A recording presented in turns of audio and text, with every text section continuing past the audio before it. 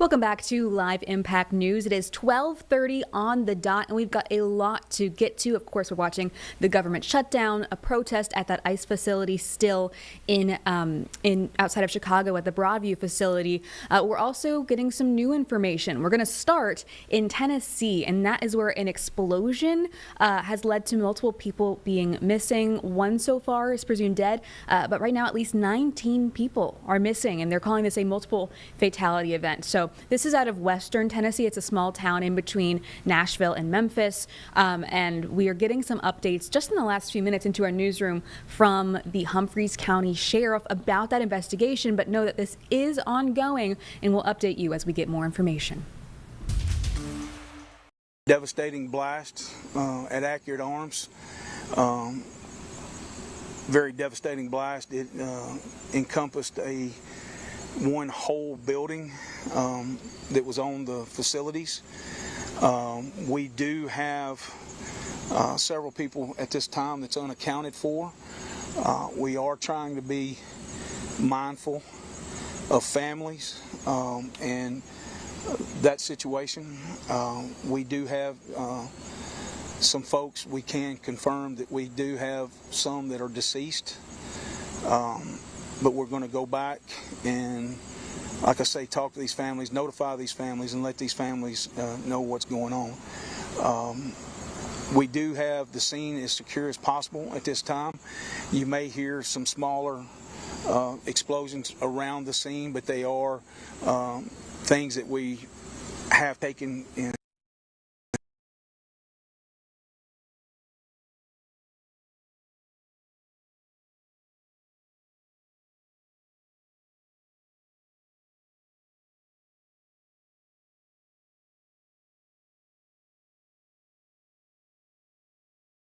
We're having a little bit of trouble with the video here. Again, we just rolled on this in our newsroom over the last few minutes, so we're going to see if that continues to get a little bit better. I think it's back. Let's take a listen in. This is not going to be something that we're going to be like a car wreck or something like that we're just going to clean up the debris and leave. We're going to probably be here for a few days. Again, we're trying to take as much time as was needed. Right now, we're prioritizing people that are involved, their families, and trying to be very compassionate toward them. Am I leaving out anything, Sheriff? No, sir. That's kind of where we're at right now. We're, as the sheriff said, we are at the beginning stages of all of this, so we're getting information we're getting information, just minute by minute, and we're going to continue to build on that and do what we need to do. So, just with that, like I said, just keep the families and everyone in your prayers as we go through this the next few days. Just to clarify, Sheriff, if you don't mind, could you characterize when you say individuals, a number of people involved, either injured or deceased? Is this above a dozen, below a dozen? Do you have any type of understanding? I don't want to put that kind of information out there right now because we are vetting that. We've had such a massive response that now we're trying to slow down, identify things. And for those of you that was around me during the flood, we had some mistakes during the flood of some things that was put out there as names and numbers and that kind of thing. And I don't want that today. We're trying to be very methodical in what we're doing and ensure that we take the time to recognize and find out each and every one of these individuals and their family. And I'm putting these families and anybody that's involved first and foremost right now. As I say, we got the scene secure. I want to also talk about Accurate Arms. Accurate is open their arms to us. They're cooperating with us in any way and every way possible. They're wanting to figure out this just as much as we are. So that's where we're at right now. And I appreciate everybody here. I appreciate the information. Again, I'd just like to ask for us all to be mindful of the families and everybody. Speaking of families, I understand they're at Gate 3. What should families be doing if they're seeing this right now? What are you advising them to do who have not been able to make contact with loved ones? Good question. And we're trying to get that information. We're working with their HR. We're trying to get family members. We're trying to get names. I think we've got somebody on the phone system that if people call in, we've got that information. And we're also establishing some critical incident team members that's responding and trying to be here for the family along with clergy and chaplains. So we're getting all that together. But with all that said, I'd like to conclude here, and we'll try to be back if you'll give us, I see that it's 11 o'clock. I'd like to get back here maybe at 12. I want to go up and communicate with the other law enforcement agencies to make sure that we can get y'all in and get you some footage. Is it located in Hampton County or Compass County? You are right on the county line, half and half. And that's why I say we're working this, and he and I are married at the hip, Okay. and Mr. Stinson. I know it's on the map, and I just wondered if it was both. It's It actually, some of it is actually Hickman, and some of it is Humphrey. So, and it's one of those things that I often said, it don't matter if there's something that's going to happen. For those of you that know me, if there's something happen, we're going to take care of it, of what needs to be done. Together, everybody achieves more, and we're going to stay together and make sure we handle this situation the best we can. And All I right. think you did a good job during the flood. I don't know. I appreciate. Well, there was just some things, and I wanted to clarify that. But I also want to, we're doing that to try to be respectful of the family. So I appreciate that very much, and I appreciate you guys. Yes, sir. Hey, Explosion. Did this happen at one specific building? Was it a storage building, or do we know if this was at the main plan, or? All right, yeah, you were just getting an update from that breaking news scene out of Western Tennessee. As the sheriff mentioned there, he's hoping to get another update. That will be in the next 30 minutes for us. It sounds like hopefully you'll be able to get access to that sound very quickly so we can bring you updates. But very, very sad scene out there. 19 people missing, multiple confirmed dead. Of course, that investigation is still in very early stages, so that information hopefully will come out very quickly. Hopefully some good news out of Tennessee. We're going to switch gears here to a more local story. Also a very serious situation here. One of the 4 people charged in the 2020 killing of Mary Collins, a very shocking, brutal murder out of Noda. They are in court today. Our Jesse Pierre is our court and crime expert who's been following this for a while. Jesse, we are awaiting that in the next hour and a half or so. What are you expecting, and what do people need to know about this case? That hearing, Julie, is set for 2 o'clock today, and it is for America Deal. She is one of 4 people who have been charged in connection to the death of the 2020 killing of Mary Collins. This happened in March of 2020. The Collins was 20 years old. Her family say she had an invisible disability, which also made her vulnerable. Now, prosecutors today are asking a judge to revoke the Deal's bond because they're saying she violated her terms of release multiple multiple times. And I was going through court documents, and it shows that Deal has been out on electronic monitoring since 2020. And according to the motion filed, they're saying that she violated several times, including failing to charge her ankle monitor and breaking her curfew on multiple occasions as well. Now, Deal was charged with accessory after the fact and failure to report a death. Investigators say that she helped clean up the scene where Collins was killed and helped try to hide the body.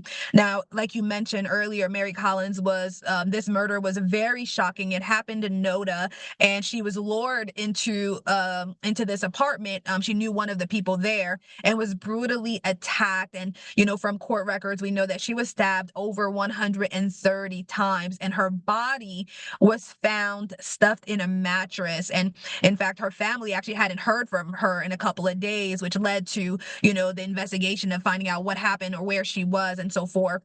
3 other people were charged again with her killing, including Kelly Lavery, and she pled guilty. She had a plea deal. She pled guilty to second-degree murder and other charges for her role, and was sentenced between 25 to 32 years in prison.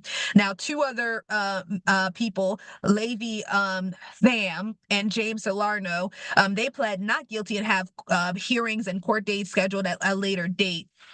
So again, this hearing happening today at 2:00 is for a bond review for America Deal, and it's scheduled for this afternoon. And, we will see, if her bond gets revoked, and if she will stay behind bars until her trial date, and really throughout the trial until she is found, whatever the sentencing is that she receives, or if she's found not guilty, however it goes. But I know that we've heard a lot from Mary Collins' family, especially her grandma, who's been very emotional and upset that these folks who have been involved in her killing, or who have been accused in Mary Collins' death, are out and about, while her granddaughter unfortunately has not been able to live her life, who was killed at such a young age, 20 years old. So we'll kind of have to see what happens at 2:00, Julie. Yeah, Jesse, just a really heartbreaking situation. I know speaking with family in cases like this is always really difficult, and so we appreciate you doing that. We're going to let you get out there. I know, get in the courtroom, see if you can see when the suspect arrives, but thank you so much for your coverage. I appreciate you. Thank you. All right, we got some more breaking news actually to get to now. There is a scene out of Orlando that we have a live look at now. This is helicopter footage from an NBC affiliate in Orlando. This is Universal Studios, where a fire has been reported. One of the roller coasters is closed after the fire this morning. This happened on the Hollywood Rip Ride rocket coaster. The Orlando Fire Department says it was a small fire on the coaster's tracks. This has been open since 2009. So it's not new by any means, but it was officially shut down on August 17th and has been undergoing demolition process. So interesting that this fire happened. We don't yet know a cause, but really an interesting scene there. You can see all that debris, unclear how much of it's from the fire and how much of it is from the beginning of the demolition process. So hopefully we'll get some more information out of this shortly. We're following this scene. We're also following that breaking news fire out of Tennessee. So there's a lot going on here. You can see this scene is being, looked at by some officials right now. So that investigation process ongoing this afternoon. We're going to stick with this. We'll come back after a short break, but lots to get to. So we'll be back in 2 minutes.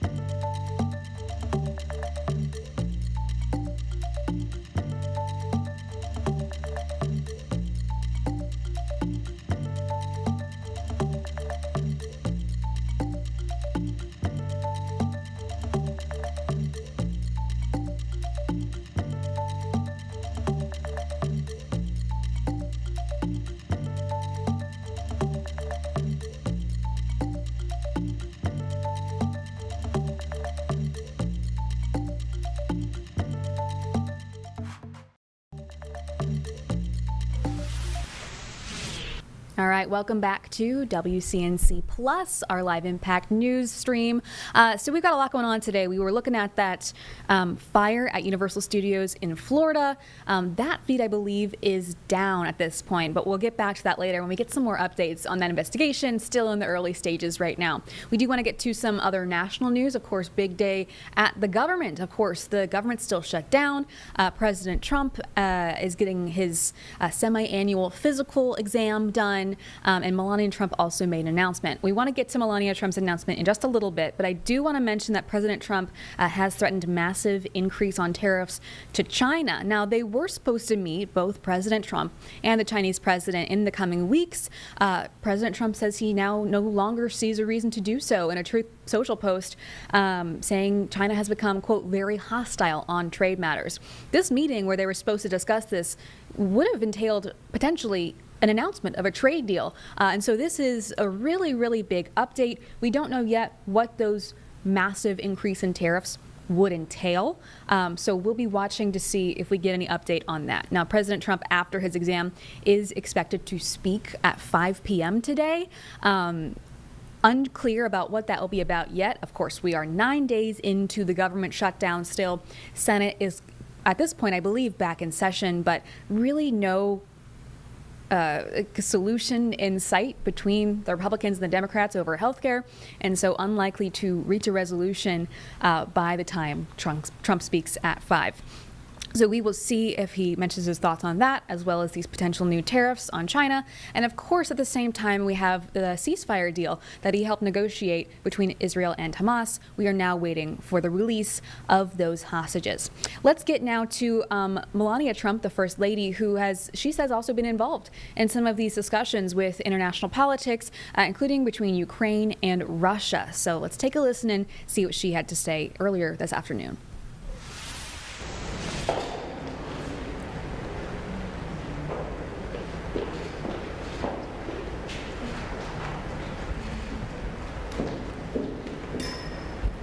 Good morning. A child's soul knows no borders, no flags. We must foster a future for our children, which is rich with potential, security, and complete with free will. A world where dreams will be realized rather than faded by war. Much has unfolded since President Putin received my letter last August. He responded in writing, signaling a willingness to engage with me directly and outlining details regarding the Ukrainian children residing in Russia. And since then, President Putin and I have had an open channel of communication regarding the welfare of these children.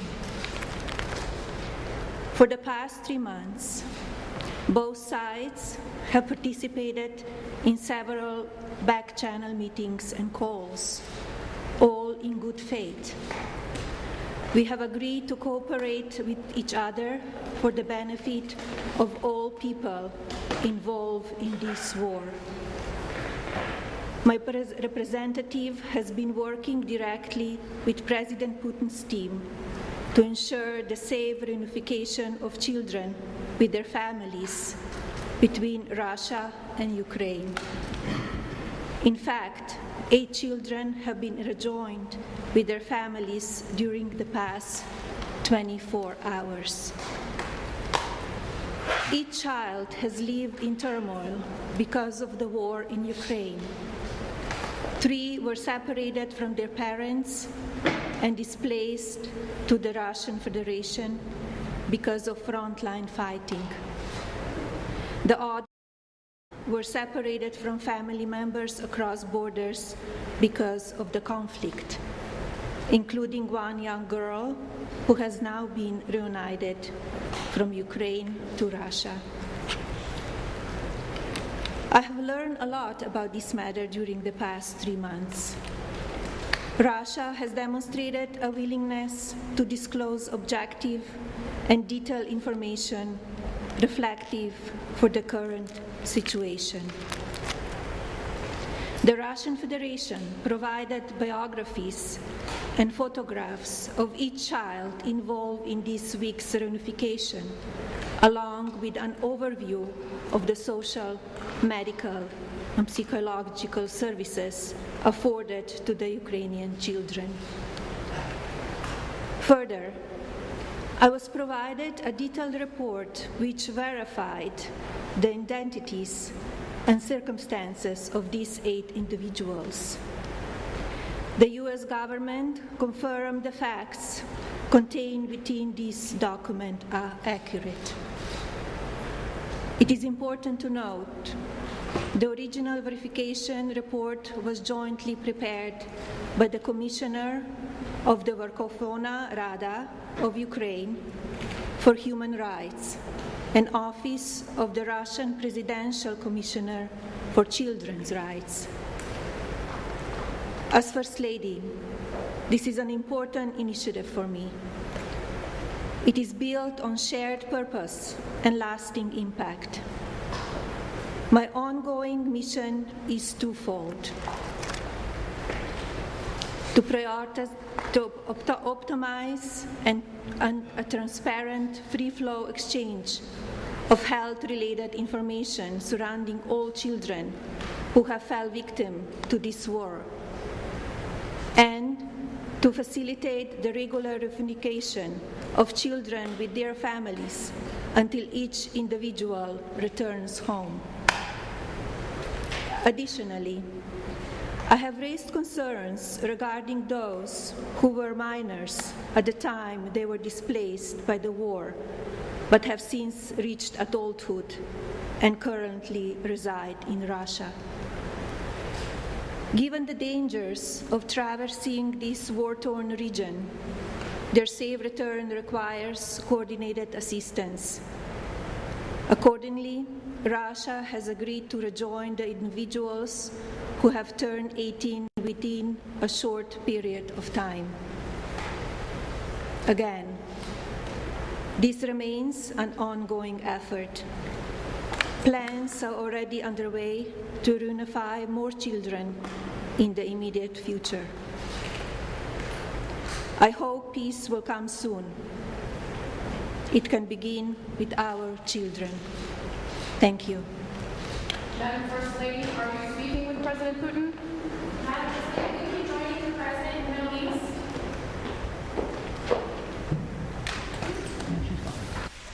All right, that was First Lady Melania Trump discussing her communication with Russian leader Putin and the effort to get some Ukrainian families reunited in the midst of this conflict. So interesting insider perspective there from her communications with Putin that I think hasn't been so open in the past. We do want to get back to that fire out of Universal Studios in Orlando. We still have that chopper footage that is now back up and live. Murphy's Law, they just 3 seconds ago zoomed out and are now leaving Just kidding. the area. I love when that happens. So this is a nice view of Orlando, though. It is. So we're gonna go ahead and take a quick break, but know that we will get back to that fire hopefully when we get some more information on what caused it. This ride was not up and running. It was closed in August and set for demolition. And so even in those pictures, it's kind of unclear how much of it is from that demolition and how much of it is from this fire. So hopefully we'll find out more soon. Lots to get to, hoping to get back to Tennessee, that fire there, and some other national news as the government shutdown continues into its 9th day. We'll be back in 2 minutes.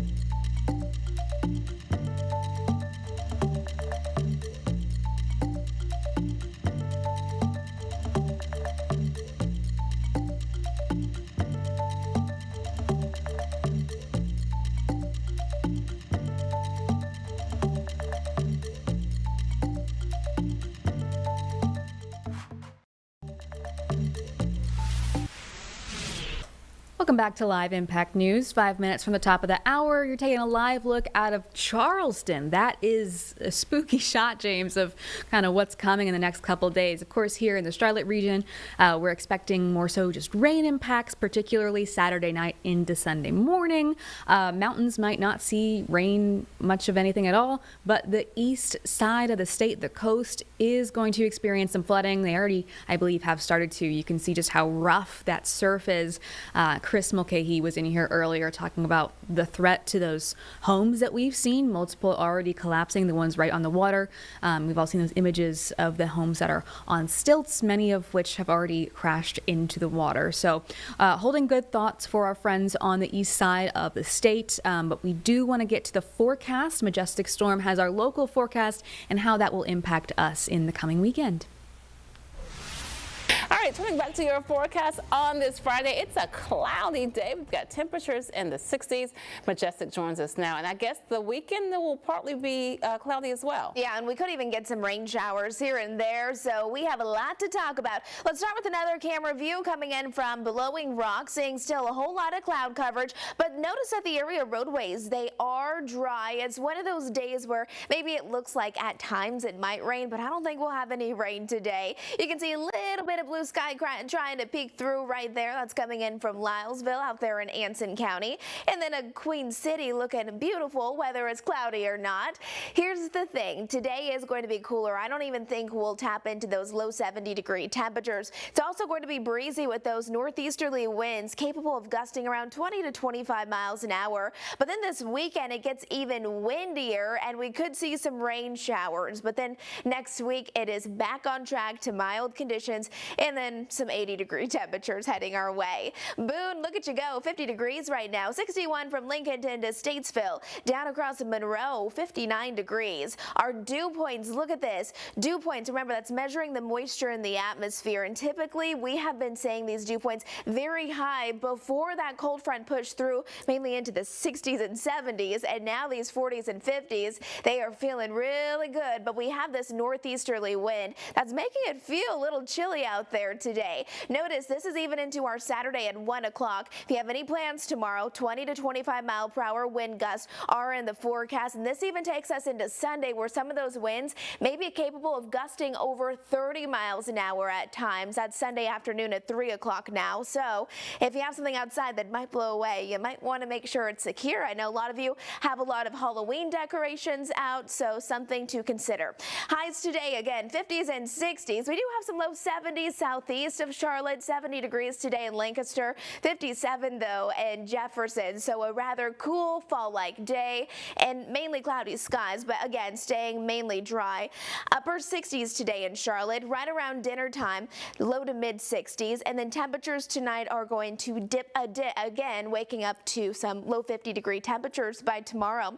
Saturday and Sunday still below our average. We should be at 76 degrees, and we'll get close to that on Monday, right above it. And then we have a little warming trend on the way with low 80s Tuesday and Wednesday, and then we'll steadily see those temperatures drop again. Highs as we're heading into our Saturday morning into the mid 50s. So if you have anything planned tomorrow, I think we will have some cloud coverage here and there, and I don't think the rain will move in until later in the day. And the rain chances as a whole for Saturday look pretty minimal. I think if we get rain, it would likely be on Sunday, and then next week back on track to some sunshine. Futurecast, let's talk about it. Here's 5 o'clock tonight. If you have any plans for your Friday evening, still a little breezy, still cloudy conditions, but heading into Saturday, again, I think this is overdoing it just a bit, but we're watching this coastal low, and it will be dependent upon how far west it moves, okay? So then as we head through Saturday and into Sunday, that's when we'll start to see more rain showers move into our area, and in addition to that, that's going to also pull in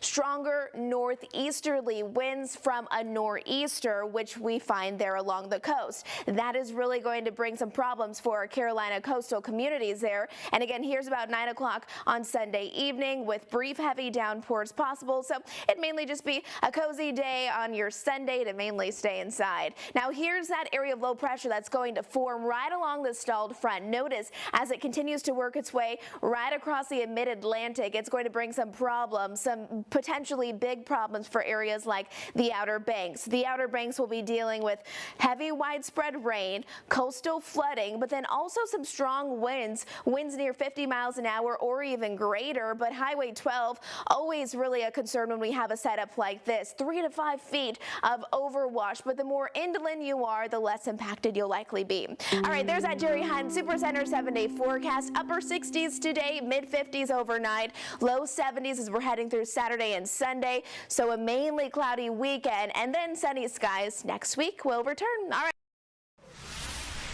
All right, that was our Majestic Storm with the forecast. Lots to pay attention to as we expect some rain impacts here in the Charlotte area, but especially on the coast. So we'll pay attention to that. Some other things we're following. The stocks are down. This is notable because it's been up for the past couple weeks now. This is particularly notable because it went sharply down. You can see right after Trump's Truth Social post threatening massive tariffs on China.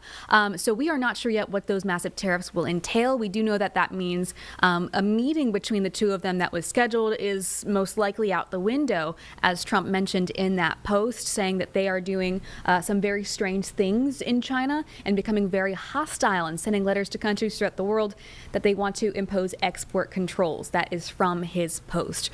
So not surprising that that is the results after a post like that could have massive implications for the global economy. But what will be interesting to see if they recover at all by the end of the day.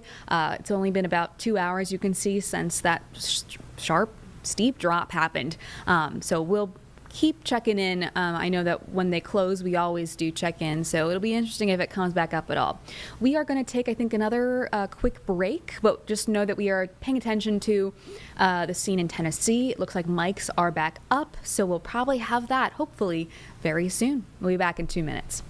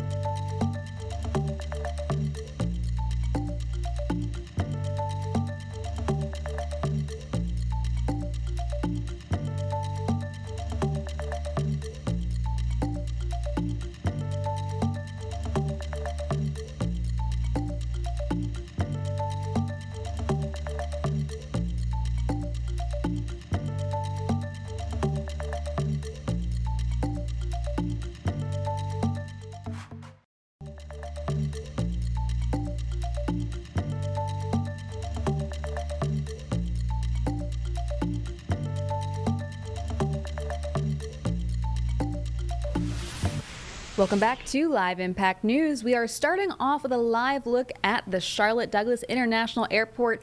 Things here moving as expected, though our camera is quite shaky because it is very windy. If you've been outside today, you probably felt it. If you watched our forecast, you know it's coming. But we are looking at this because, of course, all over the country, we are mapping impacts to airports in the midst of this government shutdown. The latest, these here you can see, these marks are where there's delays of any sort at airports, but this particular one in Phoenix is new. all flights on average delayed about 30 minutes, and that is due to a staffing shortage. So we've seen some of these pop up throughout the last couple of days, and we'll keep monitoring, but this one is the newest information. So if you are flying at all, if you have a connection out of Phoenix, anything like that, actually a connection anywhere, something to pay attention to in the coming days. I think we want to get back to some national news now. We've been following Chicago very closely. That is where, right outside Chicago, that Broadview ICE facility, really close attention paid on them for weeks now. That's where the center of a lot of this back and forth between ICE agents, law enforcement, and protesters has really been centered. Governor J.B. Pritzker, governor of Illinois, has been one of the most likely to push back on President Trump's immigration crackdown. National Guard has been stopped for now from coming to Chicago. But earlier today, and I believe still happening now, a protest at that ICE facility got a lot of attention. So we're going to listen and see what he has to say about that. With the union guys? Yeah, and the kids. Okay, all right. Good to see everyone. Happy to take any questions. Craig. Can we just start with your reaction to the judge's ruling granting TRO for at least a couple of weeks, banning the National Guard from being okay? Well, I'm pleased. I honestly was hoping that we would see a result like this. As you know, it's a temporary restraining order, so there'll be a full-blown trial about what the outcome might be. I think the TRO will probably, or has been, appealed, so we'll see. But I'm pleased at the outcome, and I was hopeful that this might take place. So we do not, therefore, have Texas National Guard or Illinois National Guard or California National Guard, which are here, deployed anywhere in the city of Chicago or the state of Illinois. Are you worried at all that this could be like a temporary victory given all that Trump has pushed for? Well, they call it a temporary restraining order for a reason. It's an interim order before a final decision will get made about whether the president has the right to deploy troops the way that. Hey, we're going to interrupt this real quick because we have some breaking news out of the Mary Collins case. One of those suspects is getting a hearing today. Our Jessie Pierre is there right now. She's interviewing Mia, the grandmother of the victim, Mary Collins. So we're going to take a listen in. Well, the DA does handle it, but typically under Marzi's law, victims' families, murder victims' families, and victims themselves and victims' families do have the right under that law, which became law in North Carolina, I believe in 2018. You'd have to check the date. We do have the right to speak when it comes to something like a bond hearing especially, and I have every time. And obviously the revocation motion was filed a day after your testimony at that federal hearing. Long overdue, though. This should have happened probably years ago. I've been reporting her violations myself for well over a year, 2 years. I sort of lost track of time when I got sick, but yeah, I mean, it's ridiculous. It's multiple violations. So we'll see. I mean, we'll see. Hopefully today she goes back to jail and then there's all the rest of it. That's it. That's it. We'll let you get inside where it's not windy. Yeah, Thank you so much. Inside where that of course, yeah, we'll get you, and we'll be in there probably around 1:45. But we're just. Yeah, that was the grandmother of Mary Collins. Mia has been very outspoken about this case here for the hearing today, and we'll hear more from her later on at 5 and 6 when Jesse's full story airs on our linear shows. We'll get back now to the Illinois governor, but know that we are watching Tennessee. We're waiting for the next press conference. Going through, and so we'll see results of appeals as well as the results of trials that will take place about the actual issue at hand. I guess I mean politically though. I'm sorry, what? I mean politically though, for you, very victorious week in Atlanta, how it's played out. You're asking, what's your question about the politics of it? Like, it seems like in this kind of back and forth between the president,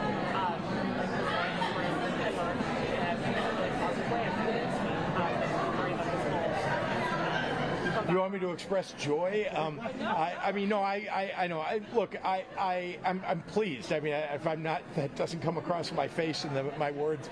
I am very pleased at the judge's decision, and she's going to have further decisions to make. And of course, the court system. I mean, we've always said that we have to rely on the judiciary to be the check and balance on what the president and the Congress are trying to do, or sometimes failing to do. And so that's why I'm a believer in following the law. Here in the state of Illinois, we follow the law. We do not think that the President of the United States and the Congress just being silent is following the law. So we're going to take them to court. We think we're going to get the right results because we know that it's unconstitutional for him to attack our states and our cities the way that he has. And I would remind you that some of the governors, like Governor Abbott, who have either sent National Guard to other states or, in this case of Governor Abbott, sent them here, signed a letter just last year, to President Biden telling him that he should have very narrow ability to call up and federalize the National Guard. All of the governors, including me, but also all of the Republican governors, signed that letter. Now here a year later, we have Governor Abbott doing exactly the opposite, right? And pretending as if, well, having a Republican president means that didn't mean anything, that he signed a letter last year to a Democratic president. This is the exact same thing. Nobody thinks, in my view, nobody in their right mind thinks that it's appropriate for a president of the United States in this regard to send troops to federalize National Guard and send them into American cities. I don't think any of us want to see American cities occupied by federal troops. Governor, along those lines, 2 Republican governors have now denounced the president's efforts to federalize the National Guard. What's the significance of that to you? Look, I think I want to be clear that, Republicans out there also believe in the law and the Constitution. I think there are a lot in elected office who have been unwilling to say anything for fear of the retribution of the president, perhaps in Republican primaries.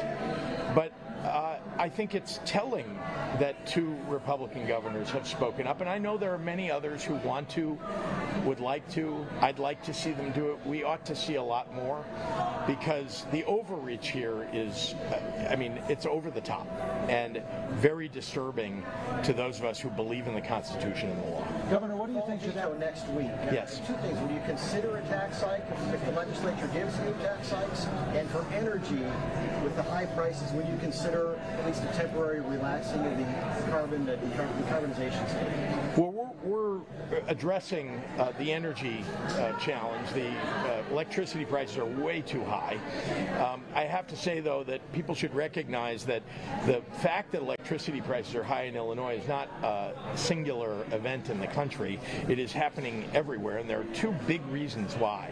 President Trump has removed any subsidy for development of solar and wind, which is much of what the new electricity that would be brought online would come from. So that's one thing, right? When you're basically just cutting off new supply of electricity, that brings up prices. There's a second thing, which is, I know a complex item, but PJM and MISO, which are 2 regional operators, right? These are folks who essentially have a pool of electricity that they offer to a pool of states. They are not bringing online those solar and wind projects that are already completed and ready to go. And if we could bring that energy online, it would be like bringing a bunch of nuclear power plants online for all of us. But instead, they're not doing it, and we're seeing that, when AI data centers get opened in a state like Ohio, because they're in the same region with Chicago, for example, it raises prices for everybody because the new supply is not being being brought online. So those are two big things that are not directly in our control that are affecting the price of electricity.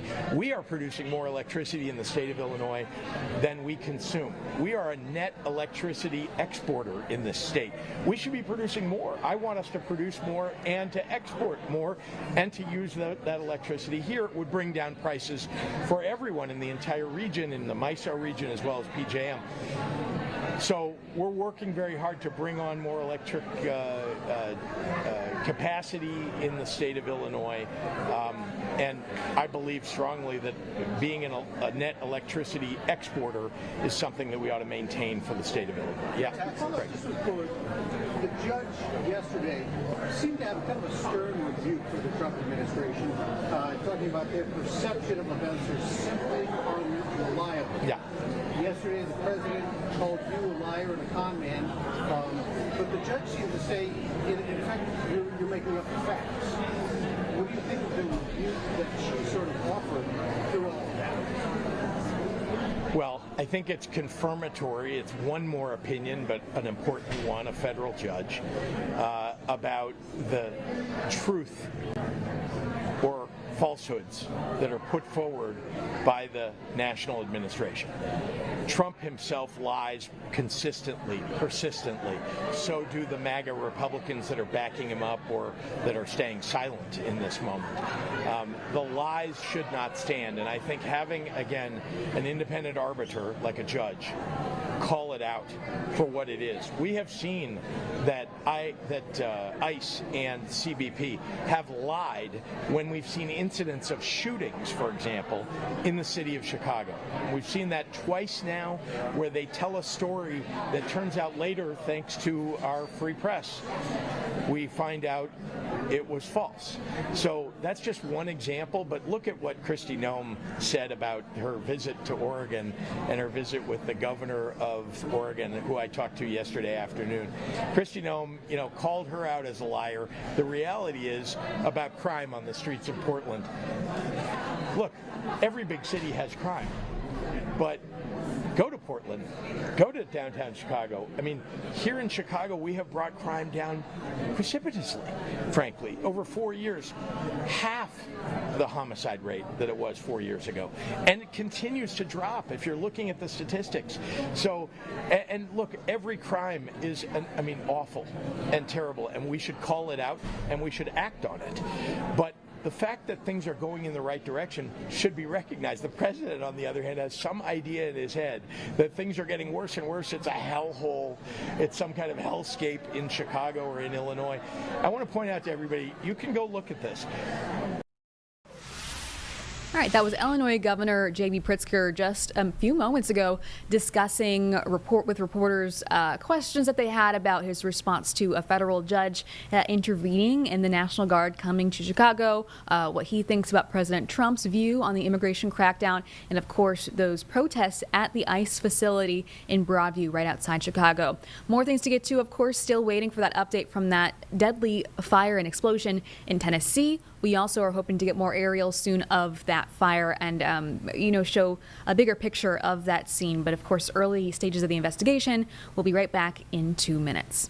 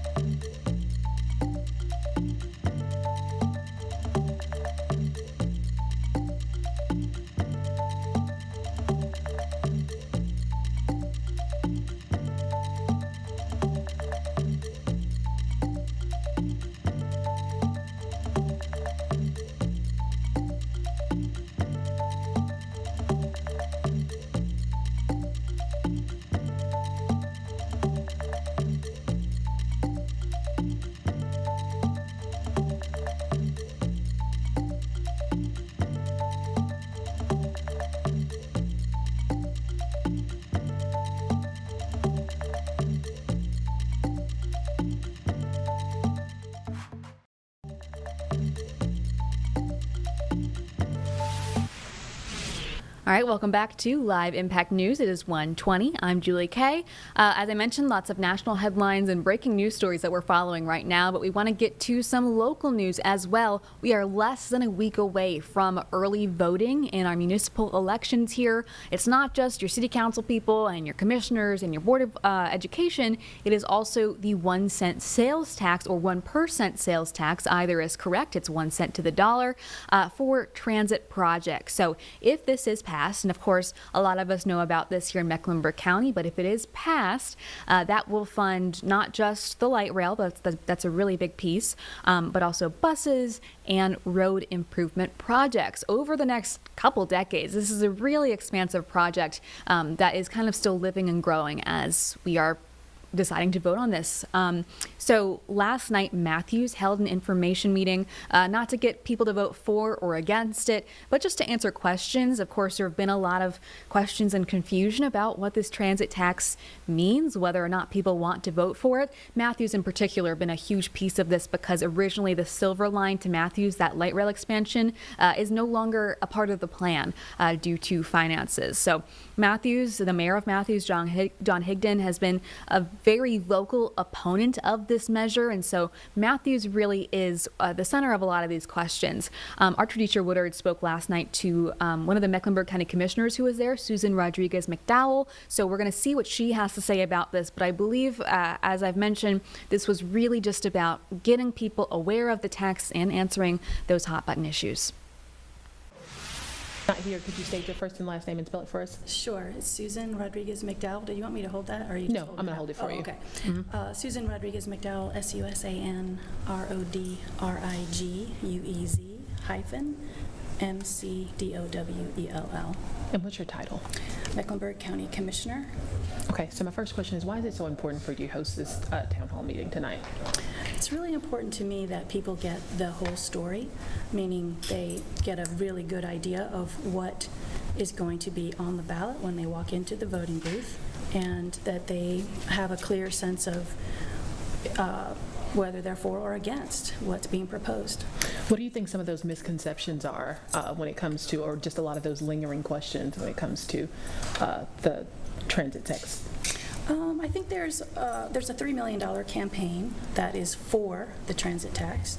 And so I think, you sort of get one side of the story from the Yes for Met campaign, and there is no campaign with an alternative view.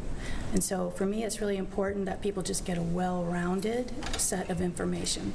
So that's what I'm trying to provide here, is I'm not trying to persuade people yes or no, but to make sure that they have all the information that they need to make an informed choice.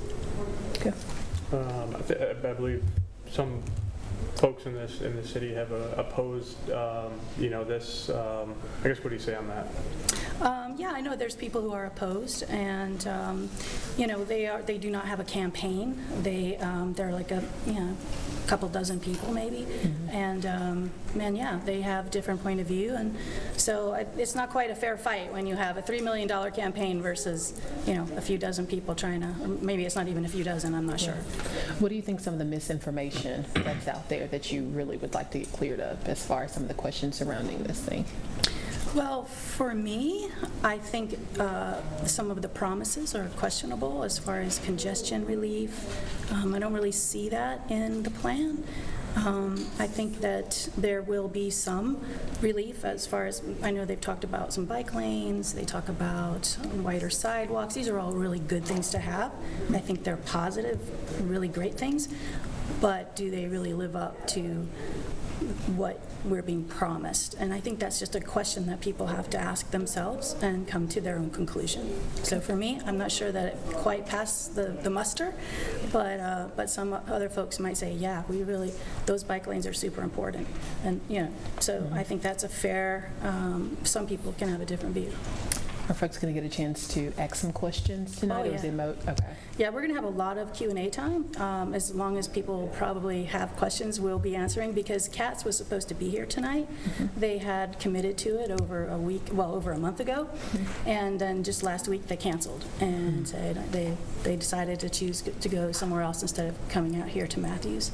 So, I'm going to fill their airtime and try to present as best I can their plan. Is there anything else you'd like to mention or say that maybe we didn't mention?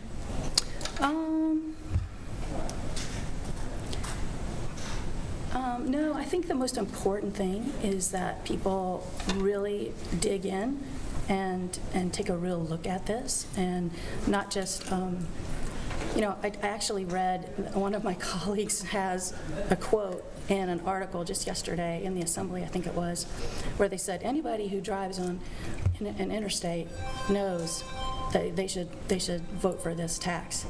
But that is a complete misconception, because this tax isn't going to interstates.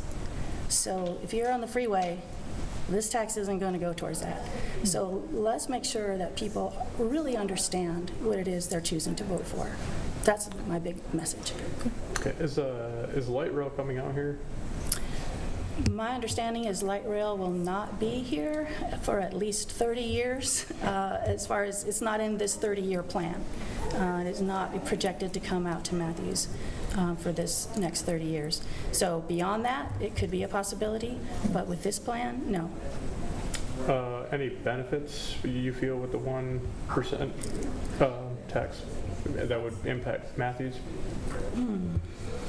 I think all of the towns will be getting a little bit of road money, and I do think that's helpful for them. I think nobody would want to turn away, you know, added road funding, but I do think that it's proportionate, right? Like if you have, as a town, your town budget is $30 million a year, and you're going to get $5 million a year added, and, you know, that's a large amount. So I can understand why for a town, you know, you're a mayor, you're a council, you're like, yeah, we want that extra investment.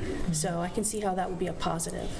And it comes out to, I think I was reading on Matthews Town, it comes out to approximately between 230 and something or other per year for the taxpayer here.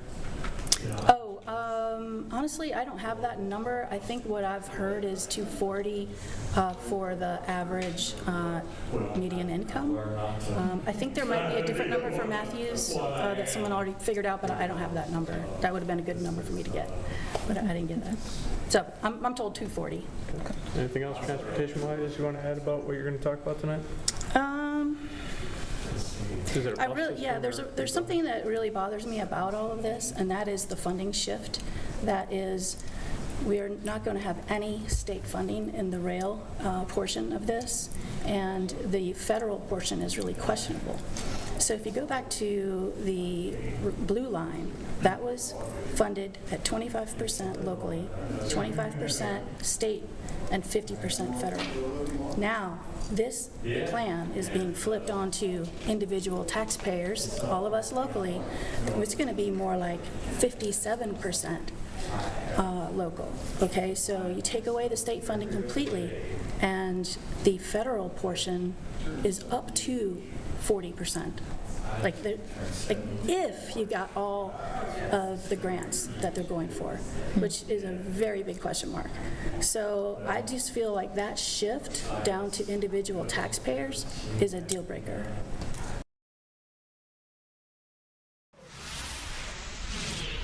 All right, so you were just listening into one of the Mecklenburg County commissioners out of that meeting last night in Matthews, informing people about the sales tax. Again, not encouraging people to vote one way or another, but even there, Rodriguez McDowell bringing up some concerns that she has had, she being a no vote on this. I think something else interesting that was mentioned was the fact that Katz initially agreed to be there to answer questions as well, and then backed out last week. So definitely an interesting moment there in Matthews being a big piece of the puzzle here when we talk about concerns over the way that this project has been handled. So again, early voting starts next Thursday, so make sure you're registered.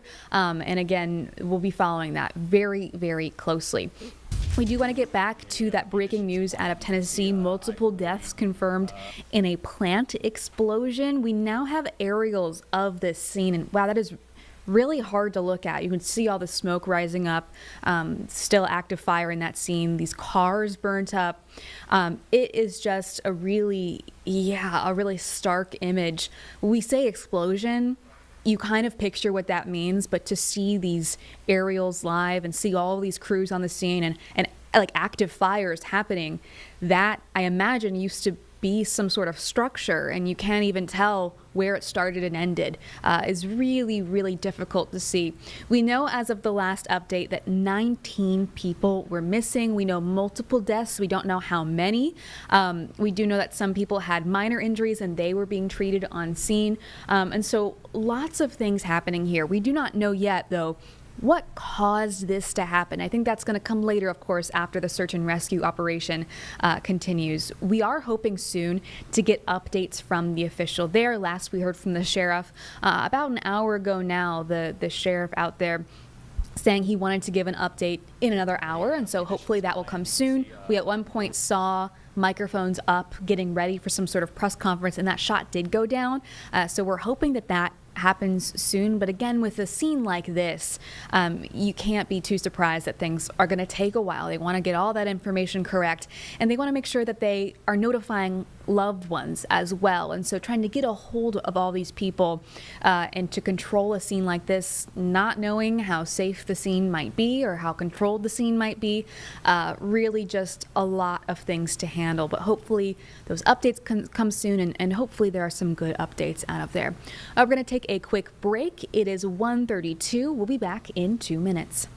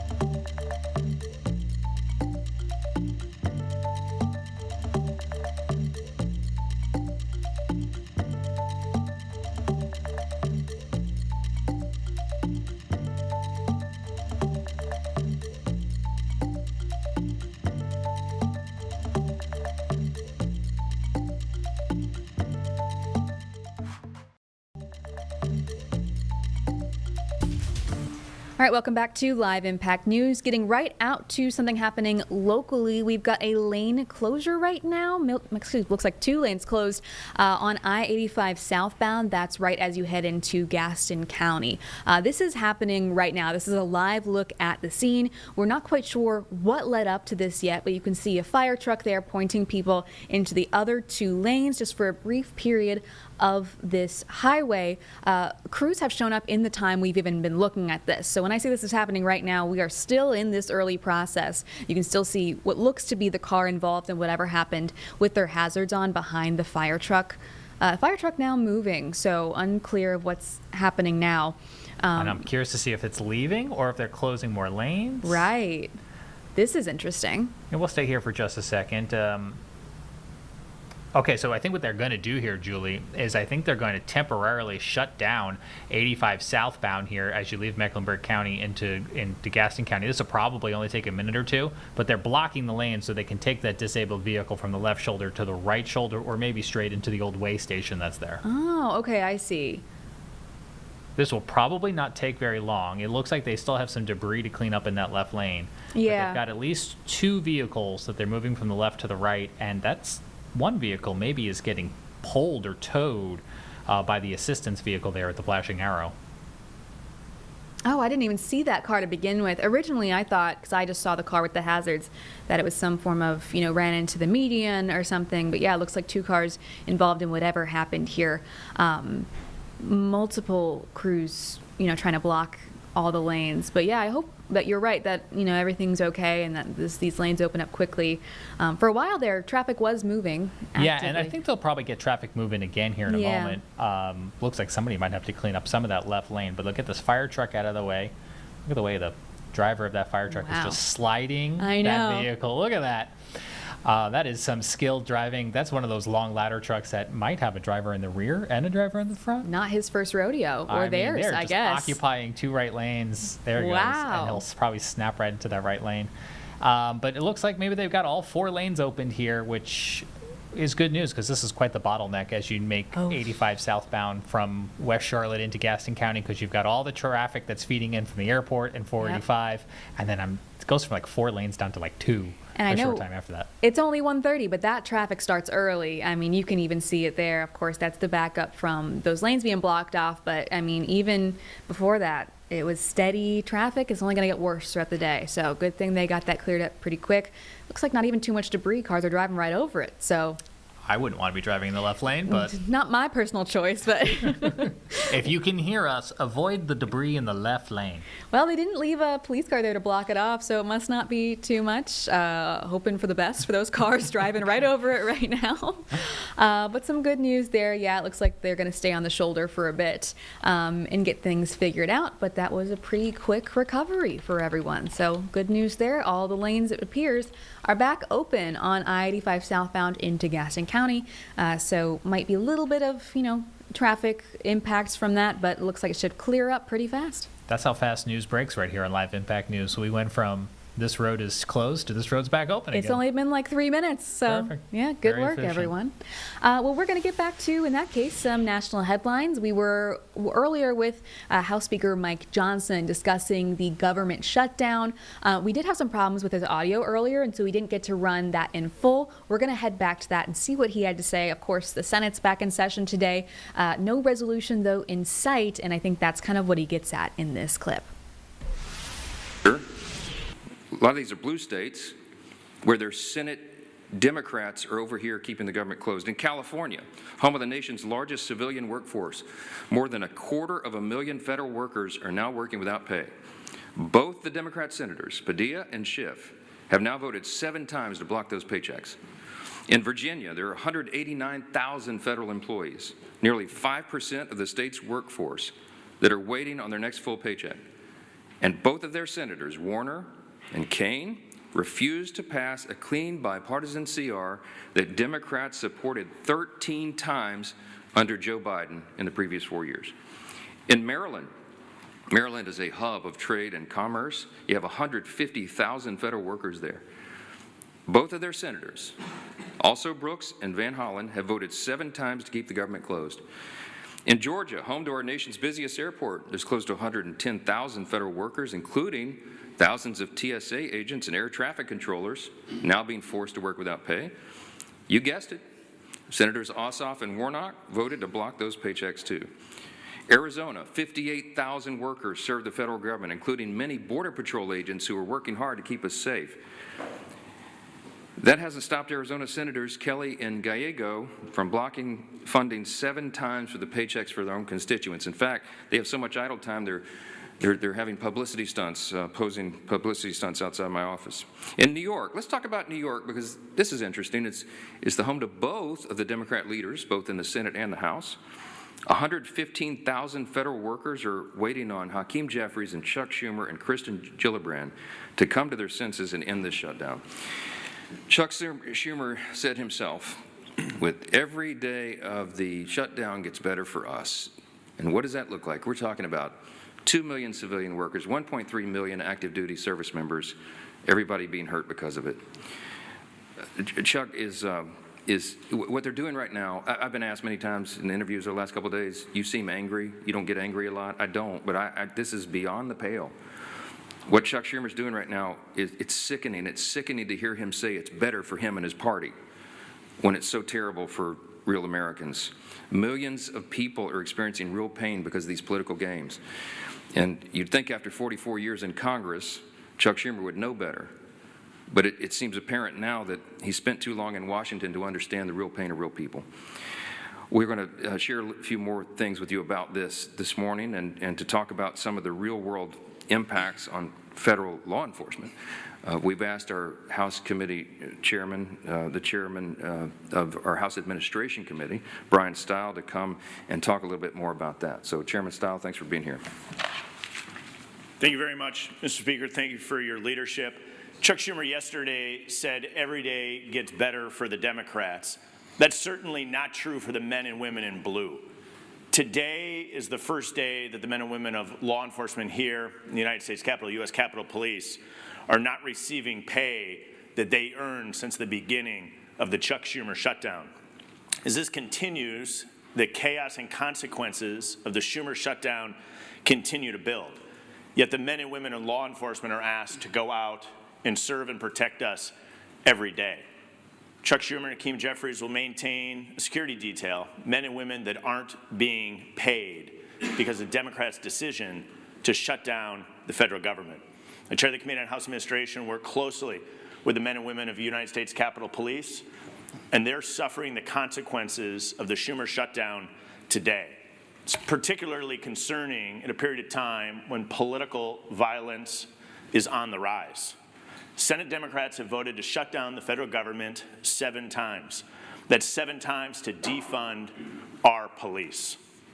I'd ask Chuck Schumer if it's getting better for the men and women of Border Patrol who are on the border securing the United States of America. I'd ask him if it's getting better for the United States Marshals who are doing incredibly dangerous work on behalf of our country in every state. I'd ask him if it's getting better for the United States Secret Service, who's protecting the President of the United States. Chuck Schumer has put politics over people. It's getting better for his politics, he thinks. It's not better for the people of the United States of America. We should be standing with the men and women of law enforcement who are doing their job to protect us. And I think it's incredibly unfair and unjust that the men and women of Capitol Police have not received the money that they earned since the start of the Chuck Schumer shutdown. With that, I want to introduce our leader, Steve Scalise. Well, thank you, Chairman Stile. And as the Speaker pointed out, too, it's disgraceful that not only are we in this shutdown because Chuck Schumer is only concerned about appeasing the most radical elements of his base, but time and time again, 7 times now, you've had other Senate Democrats join in with him to keep the government closed. And they're feeling some pressure, but what they're trying to do now, both Democrats in the House and Senate, is trying to shift the blame away. While they're voting to shut the government down, they're trying to blame other people. Let's be clear, and the Speaker showed it. We've had actual votes on the House floor to keep the government open. We've had those same votes on the Senate floor. You can see who has been voting to pay our troops, who has been voting to pay our TSA agents, our Border Patrol agents, and who are those people that are voting to shut it down, to deny pay to our troops. It's crystal clear. And you can go see the voice votes, the record votes. Members of Congress, House and Senate, have actually cast votes over and over again on whether they want to keep it open or shut it down. You don't have to wonder about a blame game. Gee whiz, both sides are blaming the other side. Just go look at the votes. There have been actual votes in the House and the Senate, 8 different times now, between the 2 chambers to open the government down, and Republicans have said, yes, let's keep the government open while we negotiate our differences, and Democrats continue to say no so they can appease their radical base. And so as Chuck Schumer denies pay to millions of federal workers, we know roughly at least 1 in 3 of every service member in America lives paycheck to paycheck. Now, should they get solace in knowing that they're risking their lives, some of them overseas, while their families are here, and on Monday, when we get to the date where paychecks would be cut, the government will still be shut down, and they won't even be getting a paycheck on the 15th. Rent will still be due, mortgages will still be due, car notes will still be due for those service members risking their life. Should they take solace in knowing that at least it's a good day for Chuck Schumer? At least Chuck Schumer feels like the shutdown's working good for Schumer. That's not going to give solace to any of those families. Instead, it actually increases the anger of the families all across America who are seeing the real cost of this shutdown. They know who's voting to shut the government down, but now they're feeling direct pain. And the only thing they hear from Democrat leaders that keep voting no is, oh, it's a good day for us because the far left is patting us on the back. Do they really need a participation trophy to feel good about themselves while they inflict pain on millions of people? It's disgraceful. And as the Speaker pointed out this morning, one of the other things that's being reported now is that one of the dates it looks like they're holding the government hostage over is the 18th of the month, where they're having this Hate America rally in Washington. And Democrats want to keep the government shut down to show all of those people that are going to come here and express their hatred towards this country that they're fighting President Trump, that they're keeping the government closed as if it's something to be proud of. They ought to be ashamed. If they had any shame, they would come back, they would open up the government, and then we can negotiate our differences, which are very, very large on a lot of these issues. But in the meantime, we all know who's doing this. The votes are crystal clear. The public can go see who's voting to keep the government open, who's voting to shut it down. Chuck Schumer and his Democrat colleagues who are doing this need to look themselves in the mirror and start working for the American people instead of being so concerned about appeasing their far left radical base. With that, our whip, Tom Emmer. All right, you've been listening in to a press conference with Speaker Mike Johnson and other Republican leaders earlier today discussing the government shutdown. We're about to take another break, but we just wanted to show you this scene again. Lanes are reopened on I-85 southbound in West Charlotte, heading into Gaston County. However, there is still a slowdown. So you can see over there on the right shoulder, that's where that kind of investigation is happening, and they're the two vehicles involved in the crash, as well as a van that says move over and a police car, are getting things situated there. Not everyone, though, is moving over. The process of those that are moving over is taking a while. Not everyone's doing it. And then on the left side, you can still see some debris there. Cars are either choosing to go over that slowly, which is understandable, or trying to get over and not go over it at all. So just because the lanes are reopened does not mean that there is not some slowdown impacts. You can just see how much slower it is versus the northbound side over there. So if you are headed that direction, as you know, that is already a road in general, a direction in general, that gets really testy even earlier in the day than some other areas. And so things might be a little bit slower, but fingers are crossed given how quickly they got those lanes reopened, that hopefully they'll be able to get this crash fully cleaned up before true rush hour hits. We're going to take a quick break and we'll be back in 2 minutes.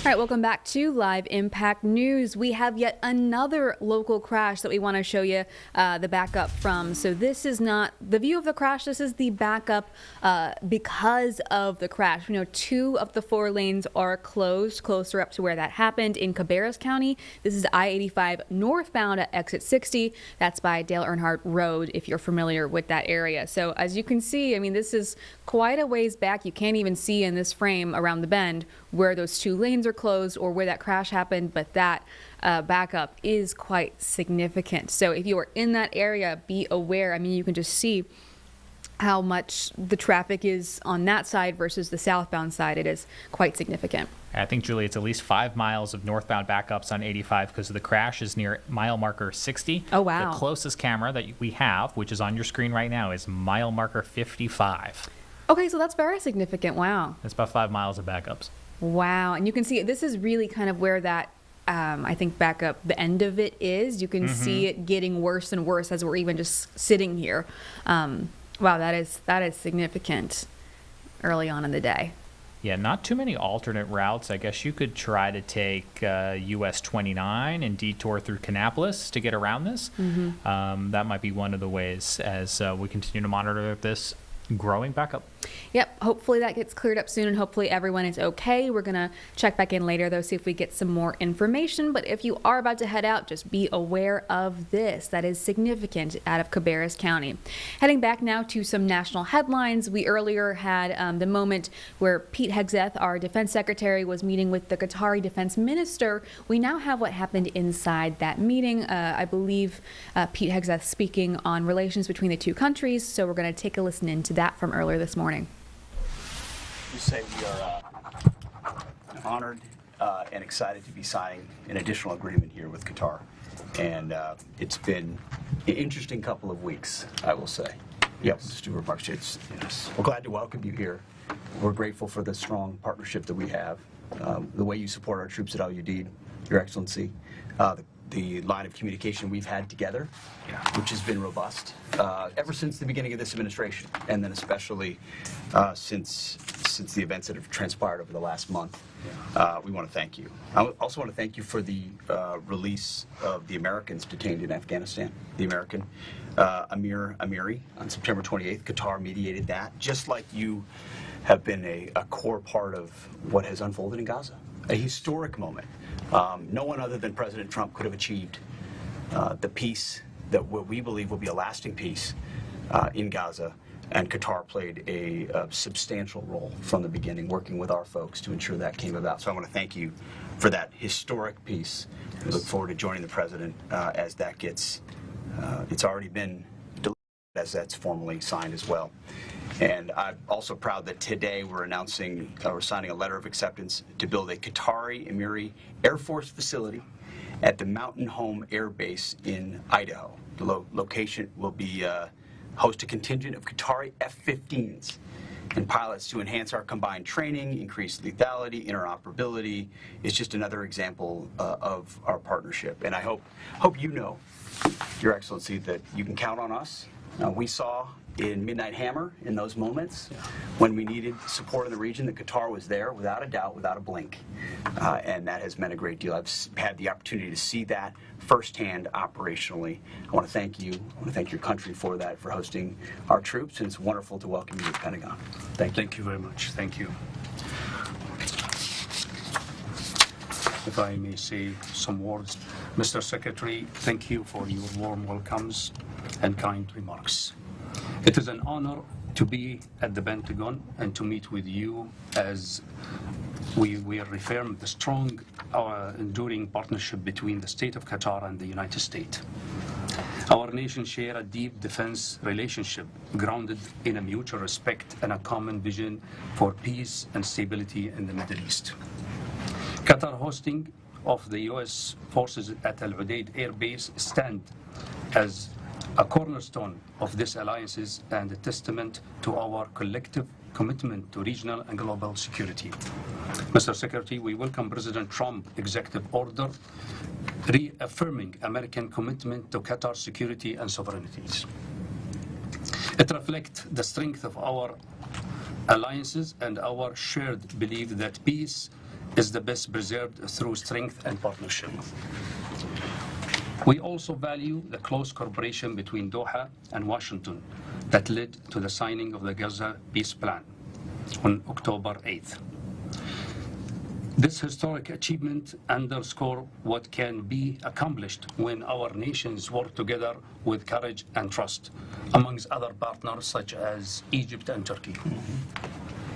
We further welcome today's signing of the letter of acceptance establishing a Qatari Emir Air Force facility and Mountain Home Air Base in Idaho. This step strengthens interoperabilities, enhance joint readiness, and advance our shared defense goals.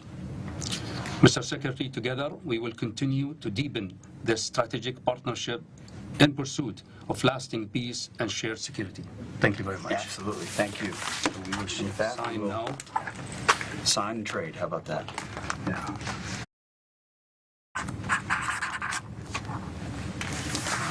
Exchange.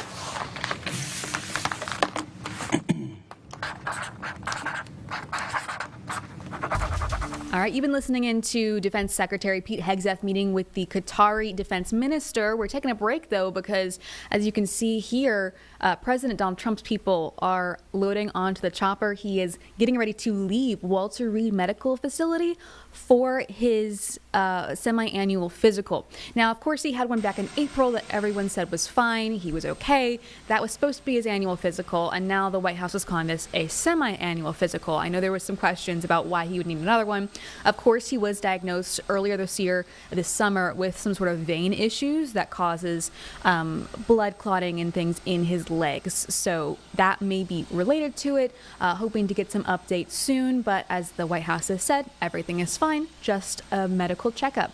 We are expecting to hear from President Donald Trump later today, but multiple things going on here that he is heavily involved in. For example, the ceasefire deal. Hamas now has 72 hours to release hostages. Trump was a big part of those negotiations we've heard. Also happening at the same time, he is on Truth Social while this medical examination, was going on. He posted on Truth Social that China could be facing even more significant tariffs, and that the concept of this trade deal between the two of them is likely no longer happening. So the stocks have since gone down pretty steeply since that announcement was made. We don't know yet what that would entail, how much on what, when, but we're hoping to get some more information later today when he's expected to speak. But as you can see, that chopper is getting booted up and probably heading back to the White House. Yeah, it shouldn't be a very long ride back to the White House at all. We're just going from Bethesda, Maryland here, which is not far from where the White House is, especially when you're the president and you can travel by air and get the airspace cleared for you. It'll be interesting, Julie, to see when he gets off the helicopter back at the White House, whether or not he stops to talk to the White House press pool, or if he goes right back into the Oval Office. When he departed the Oval Office before, he didn't stop to talk. Nope. And reporters certainly tried. Yeah, that is the thing we'll see. Anytime the president is departing, questions will be shouted, and sometimes presidents, past and present, will stop and talk. I'm just curious to see here as this helicopter gets off the ground and heads back to the White House. I can't imagine that trip back would take terribly long. I can't imagine either, but especially because we've gotten some updates from him in the time since he left prior to. I'm curious if he's going to be wanting to talk. I'm hoping we get some more information specifically on those potential tariffs to China. Yeah, that's a good point, because he made that post to social media about the tariffs at about 11 o'clock based on how we saw Wall Street react. Yeah. Was he at Walter Reed at that same time? I thought so, because I remember we had it in our morning stream, and our morning stream ended at 11. So I think he was at least, I can't imagine they had the president in the waiting room. I'm sure he got right into his appointment, so I don't know. Yeah. But yeah, that is interesting. I think that he was at least supposed to be in the middle of an exam when that was sent. So interesting. Yeah. Well, we saw a little behind the scenes earlier this week when Marco Rubio came into a roundtable happening in the White House, writing a note asking the president to approve a post on Truth Social. That post coming out about 2 hours later about the Middle East peace deal. So you always have to wonder, it's the president's account, but is he posting it? Is somebody else posting it? And the timing of today's post might suggest that either he was posting it from inside the medical appointment or somebody else was hitting the button for him. Right. I'm I'm sure something pre-approved if that's the case. Very interesting, though, and that was interesting that we got that kind of inside scoop into how that process works. And so, as you can see, it's taken off there, heading back to the White House, as James mentioned. Probably a really short trip. We're going to take a quick break, and hopefully soon we'll see if he decides to answer some questions from reporters. I'm imagining on the tariffs, also about the ceasefire. So we'll be back in 2 minutes.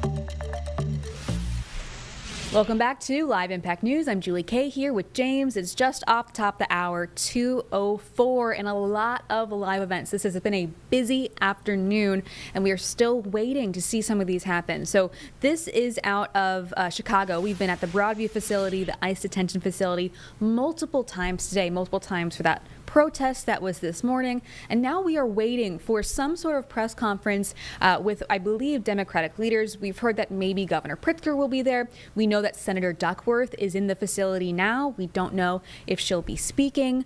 So we are curious to see who this is going to be, and those microphones have been there now for at least 30 minutes. So media is standing by. We'll be watching this feed to see what leaders have to say. I know J.B. Pritzker speaking earlier today about his response not just to President Trump's immigration crackdown, specifically in Chicago, but also from a federal judge in Illinois stepping in and blocking the National Guard from coming to Chicago. So lots happening there.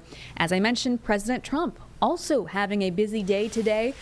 He is on his way back. We saw him enter the chopper at Walter Reed Hospital. That is not far from the White House, really just across the state line there, and he is headed back.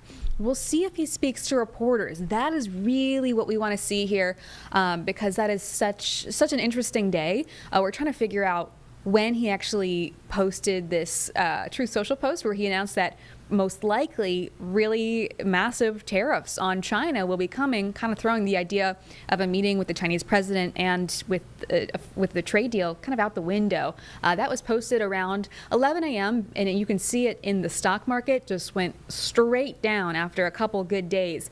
So that'll be interesting to see if he speaks to reporters. I'm sure they have multiple questions, not just about that, but about the ceasefire deal.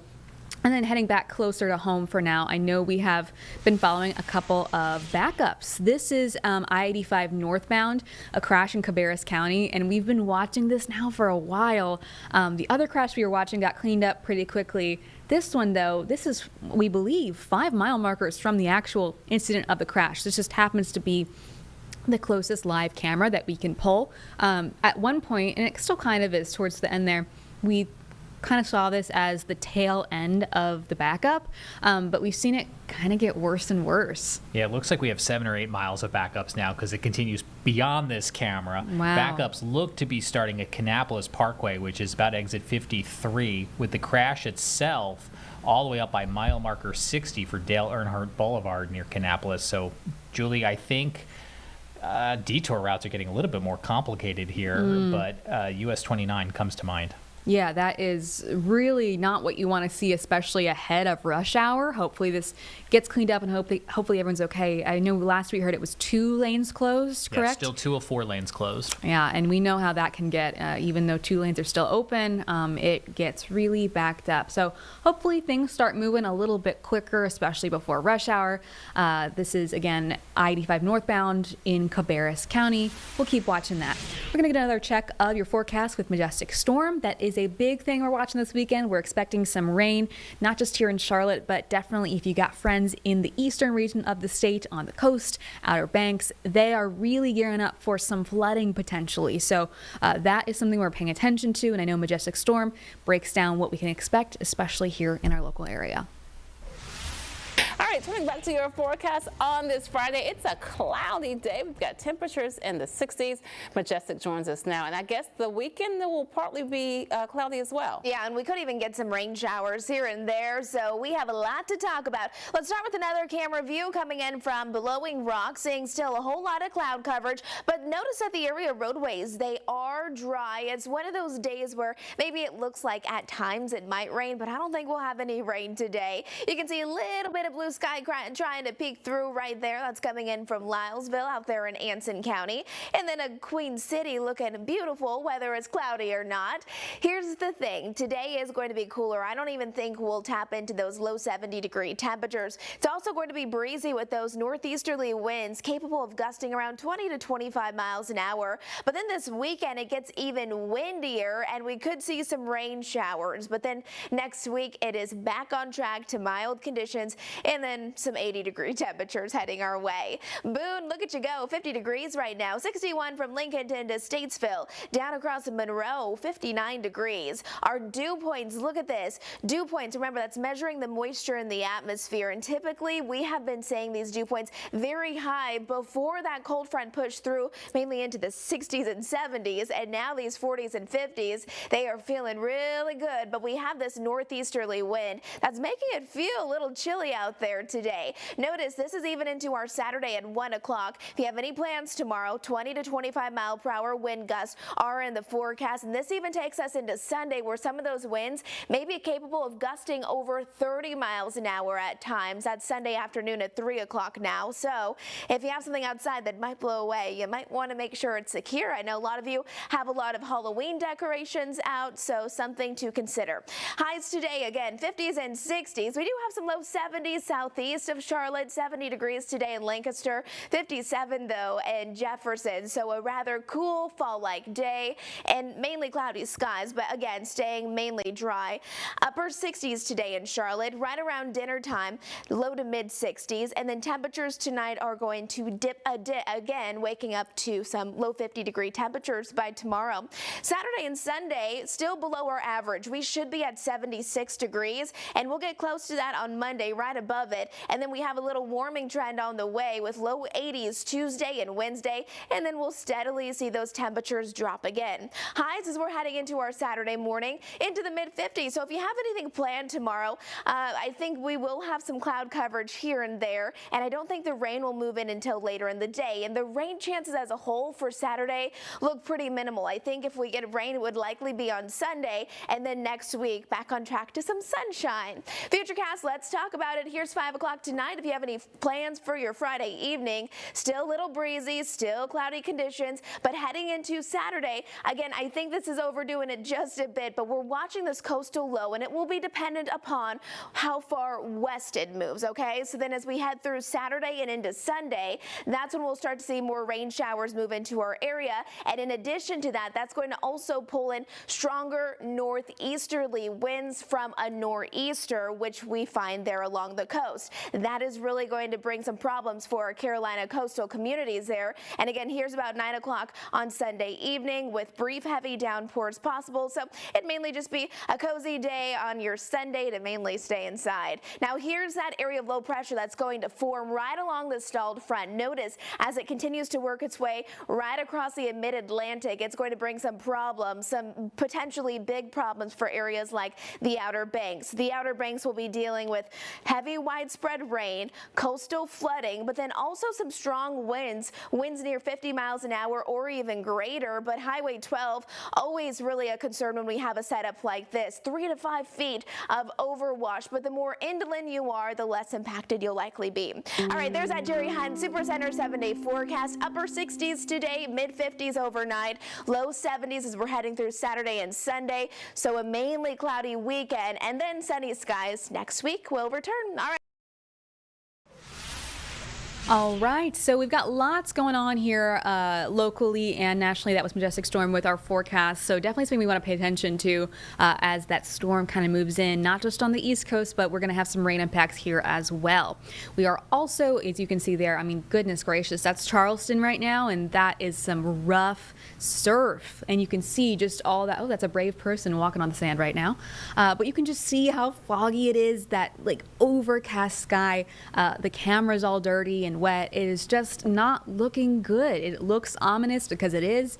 And so we are, sending good thoughts to our friends on the East Coast, especially those with homes that are right on the water. We've all seen those clips of those homes on stilts that have collapsed recently. Also watching the White House, we have seen the helicopter approach the White House. Out of frame right now. We're waiting for the shot on the ground to come back up. But we're really hoping that once he lands after his exam at Walter Reed Medical Center, that he speaks to reporters. They're going to have a lot of questions about his medical appointment, why there was a need for another one after his annual exam earlier this year, about the ceasefire deal with Hamas and Israel, and of course the tariffs that he decided to announce the concept of on Truth Social while he was at this medical appointment. So lots happening in the span of just the last few hours now. We are also watching in Broadview, that's right outside of Chicago, Senator Duckworth is visiting this ICE facility. I believe we've seen some people come out recently. I think the senator is inside that group of people there in the background. Wow. The camera was zoomed in, just zoomed back out as we wait for them to eventually come to the podium. Yeah, and we heard from all sorts of officials on this today. Of course, this morning we took it live as the protest was ongoing. We saw multiple local and state law enforcement agencies there, many holding batons, many of the protesters wearing gas masks because of the last few times these protests have happened, and there have been protesters that have been gassed. Law enforcement have pepperballed some protesters, including a pastor. That went viral, and he was interviewed on CNN. We heard from him earlier. And then Governor J.B. Pritzker spoke earlier today to reporters as well, not just about the protests that have been ongoing at this particular ICE facility, but the larger mass deportation effort from President Donald Trump and that administration, as well as the federal judge stepping in and putting a pause on the National Guard coming to Illinois. So multiple of these live events happening. We're going to take another 2-minute break, and hopefully when we get back, we'll have some updates on some of those. I have a bad feeling they're all going to happen at once, James. As things tend to do. So we'll have to prioritize if that happens. But give us 2 minutes and hopefully something comes up.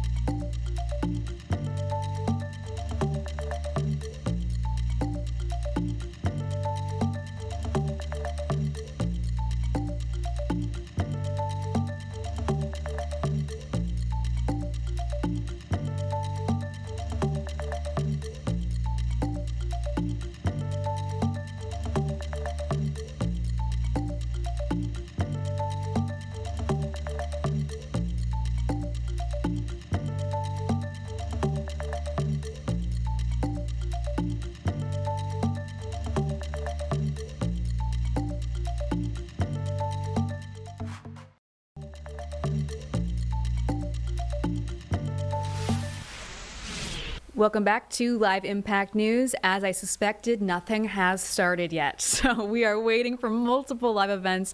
James and I are here monitoring literally 5 different screens because so much is going on, but no one has spoken quite yet. So we are waiting on the Broadview ICE facility. We're waiting for Senator Tammy Duckworth to potentially speak after receiving a tour. We're also waiting for potentially President Donald Trump to speak after his medical examination, his semi-annual checkup. We believe he's landed pretty recently. So what we're going to do right now is get to some good news and go to an interview that we have recorded. If we get to anything else big that's happening live, we'll cut out and tell you as soon as that happens. But I want to bring you to this first. At 77 years old, LaRue Moore is a student at North Carolina A&T State University, reminding everyone it is never too late to chase your dreams. So she spoke with our affiliate WFMY News 2 out of Greensboro. So we're going to listen into this interview, and if we have something where it can come out of it, we'll let you know. 70 years in Greensboro. Yeah. Wow, that's incredible. It is. It's a long time. Yeah. What made you want to be a student here at A&T? Because you're 77, correct? Yes, 77 years young. Yes, young. Always going to be young. Period. But when I finished Dudley High School in 1966, I was sent to North Carolina Central. I went there for a year and a half, and then life happened to me, and I ended up getting married, children. Then I went on to have a good career in what I was in my lifestyle of working with my company that I'm with now. I've been there over 45 years, and I've enjoyed it. Of course, all that time raising children, my thing was for them to continue their education. I always had regretted not finishing school. I noticed that when I was on my certain jobs that I would not get a promotion unless I had that degree, or do you have a degree? Even though I had the smarts to do it. And I ended up getting those jobs, but it was a harder struggle. And I always said, if I'd had my degree, this would not have been a problem. And I had just always stayed on my children. Get your education, stay in school. When they wanted to start quit, I said, well, you know what? I'm not supporting you. I'm not doing this. Mother's not going to take care of you. But my kids wanted to go to school. They stayed in school, and then when they got out, then of course here come the grandchildren. And it was the same thing. So it got to the point, well, I'm telling them to go, but I didn't tell myself. I stopped telling myself. Like it was like, okay, I'm too old to go back. And so it was just always in me to go back. So after I had my recent illness and diagnosed with breast cancer, and I am a wonderful survivor, thank God, 3 years now. So with this revelation, you get like a second chance of doing some things that you really want to go do. And I just decided, I said, hey, I was right up Market Street one day going to do something else. And it's like I got it just hit me, turn your car around. You saw the sign said admissions office. So where do you think you're going to go? So I got to the stoplight at Dudley Market, and I turned the car around. And I went in the admissions office, and I looked, Miss Renee Stewart, I'll never forget her. She said, may I help you? I said, I don't know, I hope so. I don't know what I'm doing, and I'm scared if I can even attempt to come here and say, I want to go back to school. I don't want to start crying. And she said, yes, you can go back to school. And I gave her some details. She asked me my background, educational background, what have you done, where have you been? She said, give me a minute. She said, gave me her own personal telephone number. She said, you call me later, we need to talk. And I said, I don't know if I'm doing the right thing. Next thing I know, I got an email from somebody, from the admissions office. And she said, fill out all the information, and I did. And I didn't think anything about it. Went away for 2 weeks, came back. I was doing my job and engrossed with other things. And I got this email saying, congratulations, you've been accepted to these little balloons and things going off. I said, accepted to what? And I was accepted to the school. And then I had to hurry up and learn how to, what has thrown me was all the different links and things I had to go input and add my information to. That was some first learning curve. What was a banner number? I had to go to Aggie Club. The biggest one was learning how to get to my courses. What was I going to major in? I hadn't even thought about what I was going to major in. I just want to go back to school. I hadn't even thought about it. I've been in business all my working career, but I wanted to do something different. I said I want to get away from spreadsheets, Excel spreadsheets. I didn't want to see anything else financial. I said if I go back to school, I want to enjoy myself.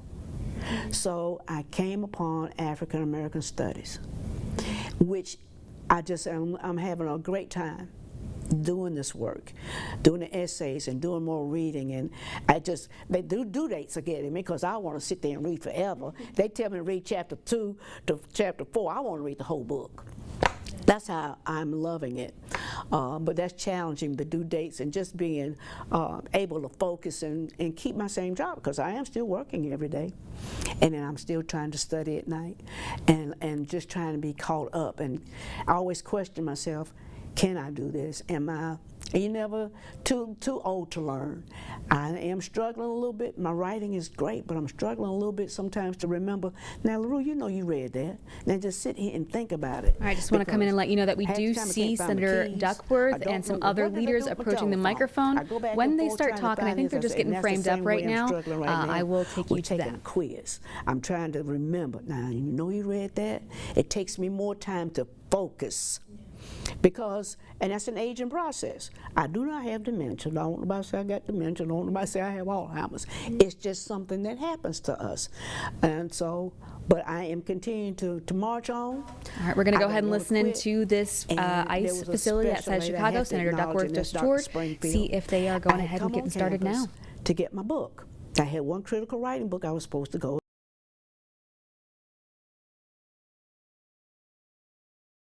Talent, people fighting crime, and a diversion of law enforcement from what they can be doing in our neighborhoods to make them safer. This political theater may have a lot of opportunities for television and such, but it doesn't get the job done of fighting crime. I couldn't agree more with Senator Duckworth. The resources that have been available through Washington have helped us bring down the violent crime rate, and we've got to continue that effort. Shouldn't spare anything when it comes to this effort. But the diversion of so many resources in law enforcement to Broadview, Illinois is an illustration of resources that should be spent in the community to make it safer. I'll work with any administration to reduce crime, but I certainly won't abide by this whole approach of mass deportation, taking innocent people out of their beds in the middle of the night, tying children's hands behind them, and taking them out to be interrogated. What is the life of that child going to be like from this point forward? Is anybody asking these basic questions? I'm afraid they're not doing as much as they should. Senator Duckworth and I are honored to be here today, and I turn it over to her. Thank you, Dick.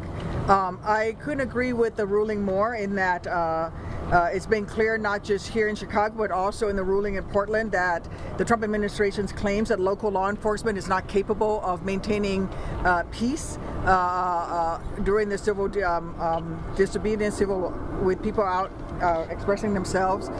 That's not true. Our state police, our local law enforcement, our county sheriffs, our village police are doing their jobs, and we should let them do their jobs. The Trump administration has diverted over $800 million that Congress appropriated in a bipartisan way in order to fund violence prevention efforts, child protective services, also for training for police officers.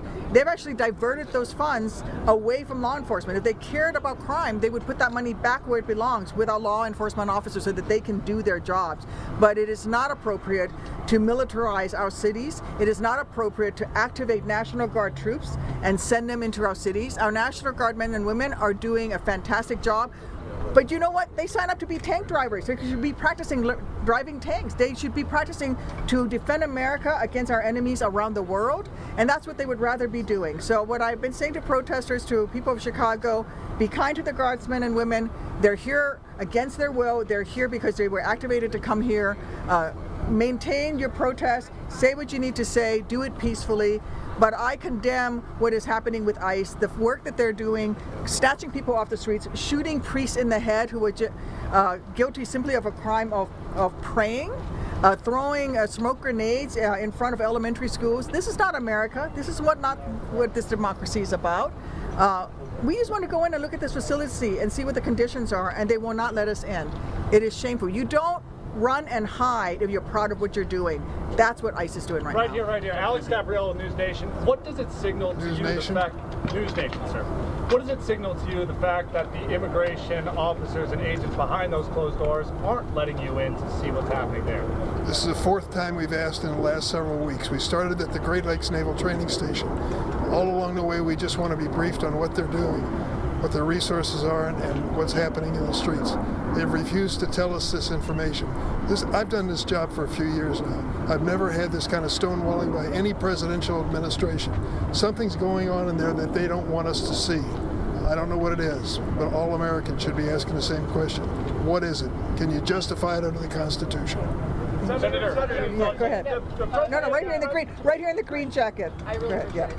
Looking at the president's tactics thus far, we've had ICE deployed into Chicago and other cities. We've had the National Guard deployed into those cities. We've had now this restraining order, and now he can feel while troops are trying to start deploying or patrolling in Memphis today. Like looking at this just kind of continually whack-a-mole style tactic that you had to employ to try to stop this, where does this go? Well, let me make it clear what the Trump administration is trying to do.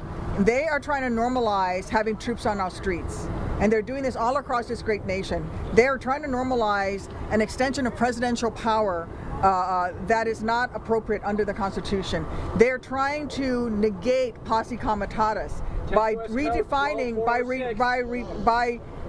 by trying to define what is happening and claiming that there's an insurrection, that we are under invasion. These are language that are used on the posse comitatus, that are used within our Constitution, that they are perverting in order to keep troops, normalize troops on our streets. What are they trying to do?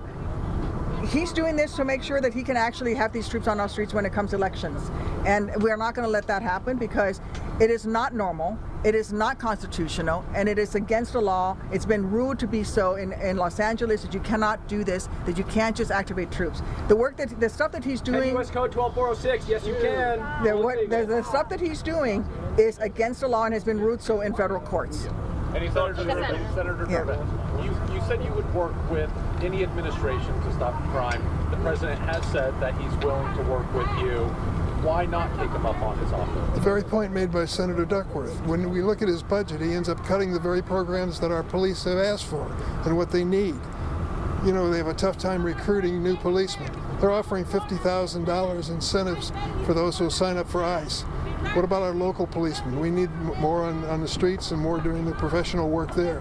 Let's put the federal resources in with the state and local resources and do it together in a cooperative fashion, not force it down our throats with sending in troops from Texas. So you don't think he's sincere? No, I don't. No, not at all. The $800 million that was appropriated was done so in a bipartisan way that he has now diverted away from what it was intended to do, which is to help local law enforcement. What about the federal last question has been sent home, or are they still deployed? Are they still at the Army base in Elwood? Where are they right now? The court ruling limits their activity. I'd have to look at the ruling in detail, but they spell out the cities that they can travel between for the time being under the TRO. What about the federal officers that are being assaulted by the protesters? Should they be treated the same way as the J6ers that have assaulted federal officers? Can I ask, so I'd like your reaction to the split screen here. The reduction in force notices have gone out across federal law enforcement. My first question, do you have any idea what the scope of those layoffs are? And then what is your reaction to the split screen? We're seeing federal workers laid off across the board while we're seeing National Guard deployed in Memphis.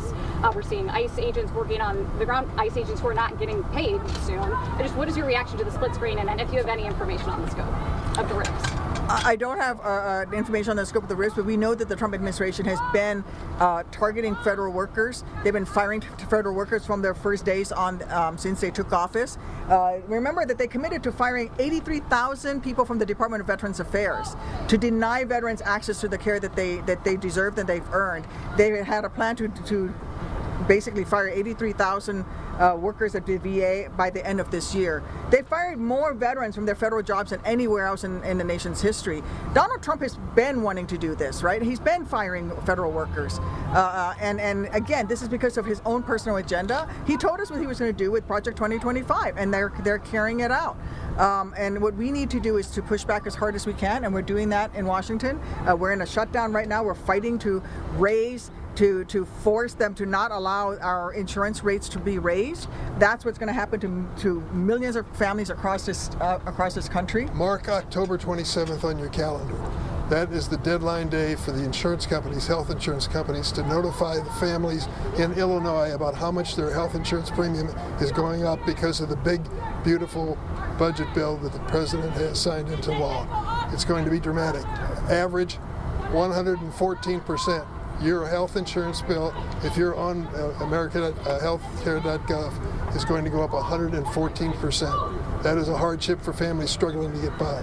That's part of the conversation. So if you want to split the screen, there's a third split in it. We want to make sure that these families are protected from these increases in health insurance premiums. Senator, last federal judge ruled that this fence would come down, and you thanked protesters for being out here every day. Your thoughts on the fence coming down? Do you know the timeline for that? I know proposals are due today. I don't know what the timeline is, but what my thoughts are, I urge the protesters to remain peaceful. I urge the protesters to exercise their First Amendment rights, but to do it in a peaceful way and to respect law enforcement officers as they tell them what they need to do in order to keep everybody safe, but also allow them to express their opinions. Senator, the president, for weeks prior to sending the National Guard here, had threatened to do it. He made good on that threat. He's now threatened to use the Insurrection Act to go around the court. If that happens, what is the next step? The courts are the next step. Quite honestly, we're in the minority in Congress, limited opportunity to change policy, and of course the president is going to do what he wants to do regardless of the Constitution. The courts are the last step to stand up to him and tell him you can't break the law, you can't ignore the Constitution. Thank you, everyone. Senators, why are you guys against enforcing immigration law? 8 U.S. Code 1325 is illegal entry to the United States. Why don't you prosecute that? We're even listening in to multiple lawmakers there, Senator Tammy Duckworth and Dick Durbin from Illinois in Broadview, trying to get access to that facility. Now, originally we thought they were going to have a tour of that facility, but it looks like they were denied access entirely. So that has kind of become the story in itself. These lawmakers trying to see the conditions in these facilities, especially after multiple protesters have been gassed, have been hit with pepper bullets. So there's a really heated, tense scene here at this Broadview ICE facility outside Chicago for the last few weeks now, and really just hitting quite a peak today, especially as that federal judge has intervened in Trump's plans here. Now, we do want to go back to, I know I mentioned Trump was landing after his visit to Walter Reed Medical. He did land, this was from a few minutes ago, this was happening while that press conference was ongoing. He did not stop to talk to reporters. Let's see if we can listen in here.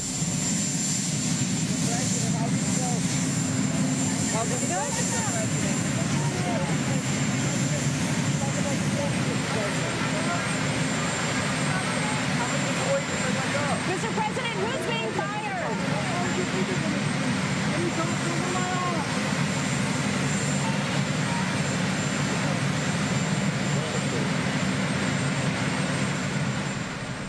So yeah, we wanted you to listen in there because, of course, reporters often shout questions. He often stops. Sometimes he doesn't. Interesting today, though, with so much going on. I know we've talked about the ceasefire deal with Israel and Hamas. Also, though, you heard that reporter ask about who's being fired. That's a big question right now as we are in the midst of this government shutdown. The White House Budget Office says that mass firings of federal workers has begun. We don't know yet, though, what that means, how many people, which offices in particular, if this is permanent. It sounds like it is. So I do have some information here. Russ Vaught, the director of OMB, or the Office of Management and Budget, said on X that RIFs have begun, that is reduction in force plans, to reduce the size of the federal government in the midst of this kind of budget shortfall. A spokesperson for the budget office said the reductions are, quote, substantial, but did not, as I mentioned, give any details on how many people or what office this has come from. We do know that amongst the layoffs that the education department is included to that in some degree. So we are curious, especially about how that will be impacted, but you can see neither the department or Trump there answering that question in particular. So lots going on in terms of national headlines. I do want to say we're also waiting for more information out of Tennessee. That has been a huge story, of course, as 19 people, last update, are still missing after a military plant was exploded, or a plant that had military devices, and that's what they worked on. They had TNT, C4, CNN is reporting, and so that scene is really, really hard to see. Officials still on the scene there in Tennessee investigating, and we're hoping to get some more information on that soon. I know the sheriff there said a couple hours ago now that within the hour he wanted to have some more updates. Haven't heard much yet, but of course with a scene like this where it is potentially dangerous for them to be investigating. It's not surprising that it's taking a little bit longer. We do know multiple deaths confirmed. As I said, 19 people still missing. And of course, I mean, you can just see in this footage, they're asking people to avoid the area. Even some of the firsthand accounts that we've seen being reported, we saw someone tell the Associated Press, I woke up, they live near the facility, I woke up and thought my house had collapsed on me with me in it. That person was of course okay, but that's just showing you how loud that bang was. I mean, that supposedly was a facility at one point. We don't know what it looked like, but even cars in the parking lot, just some of them destroyed, damaged. So really tough scenes to see there. Looking for some more information on that hopefully soon. We're going to take a quick break, but know, as I mentioned, that we have a lot going on, so stick with us. We'll be back in 2 minutes.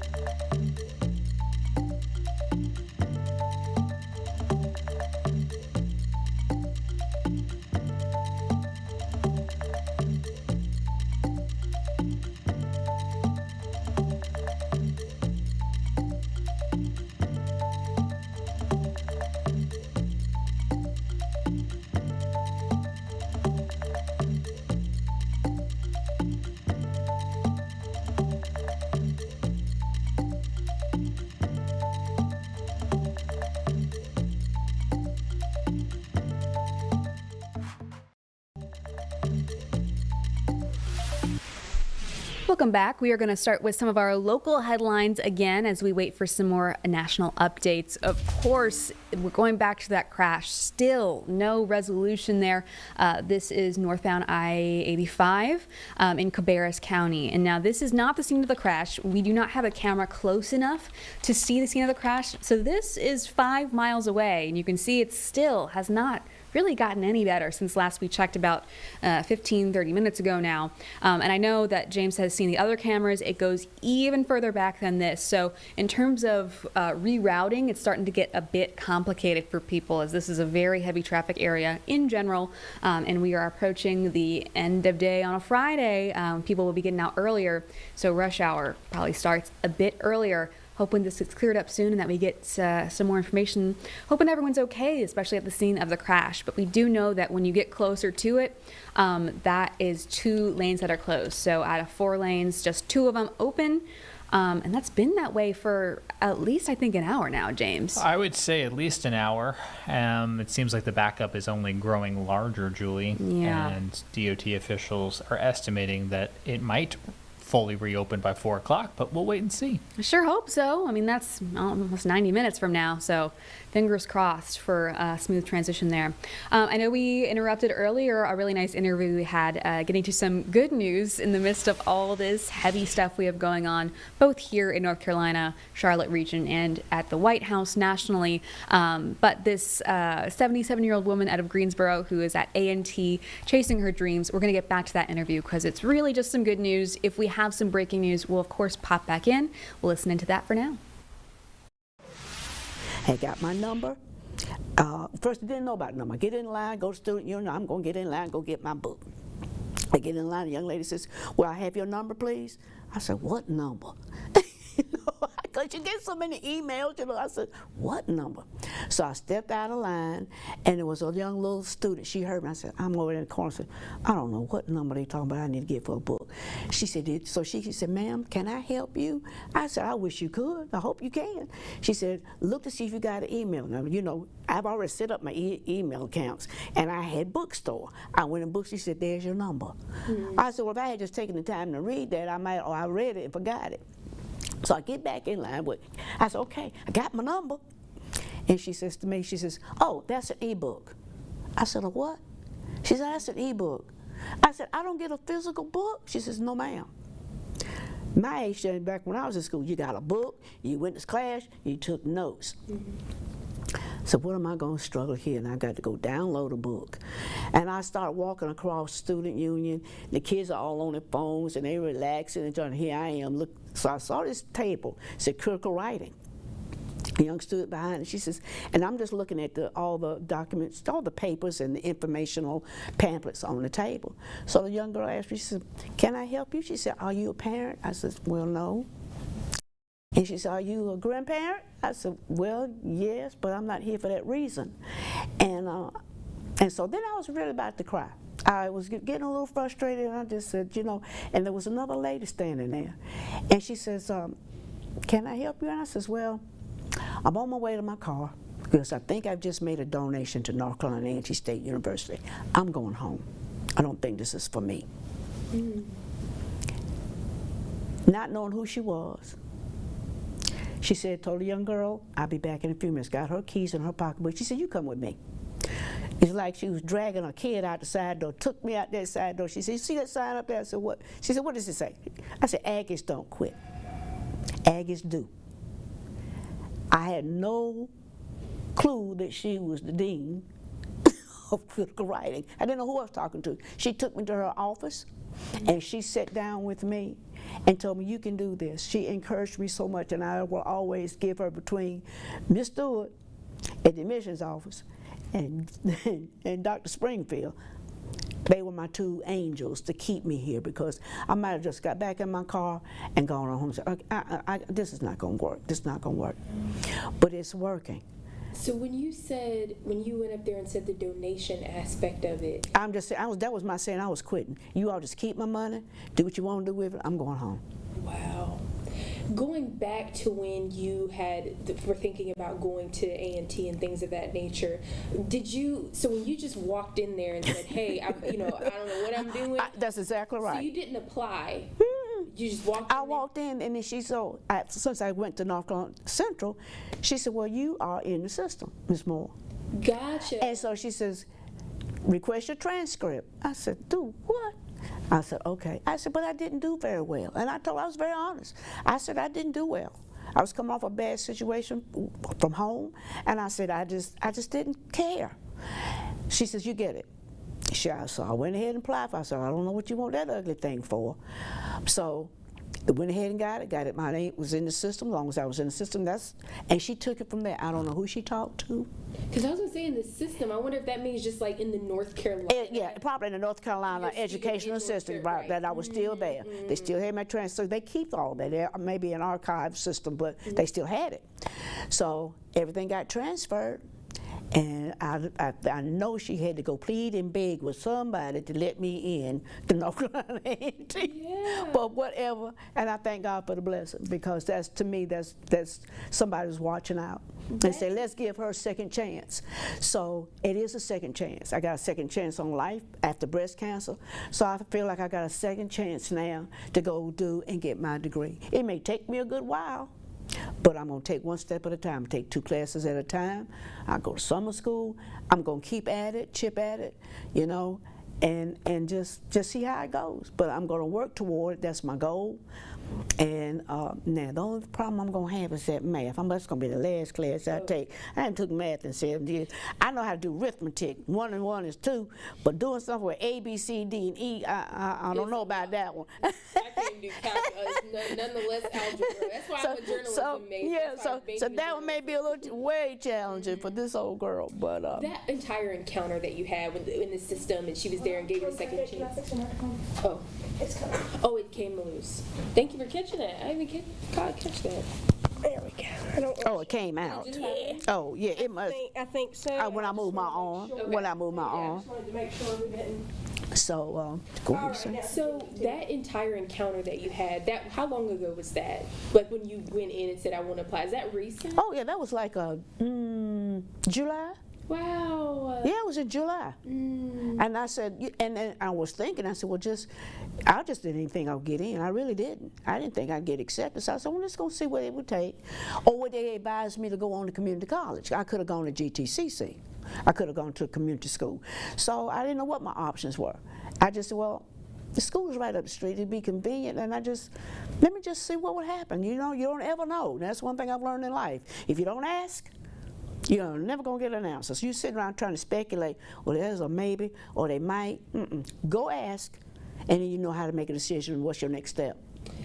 The emotion behind it as well, too, when you were just going back to July and walking with you there, and you walk in there and you say... I was shaking like a leaf. Because I just didn't have that confidence. I don't know...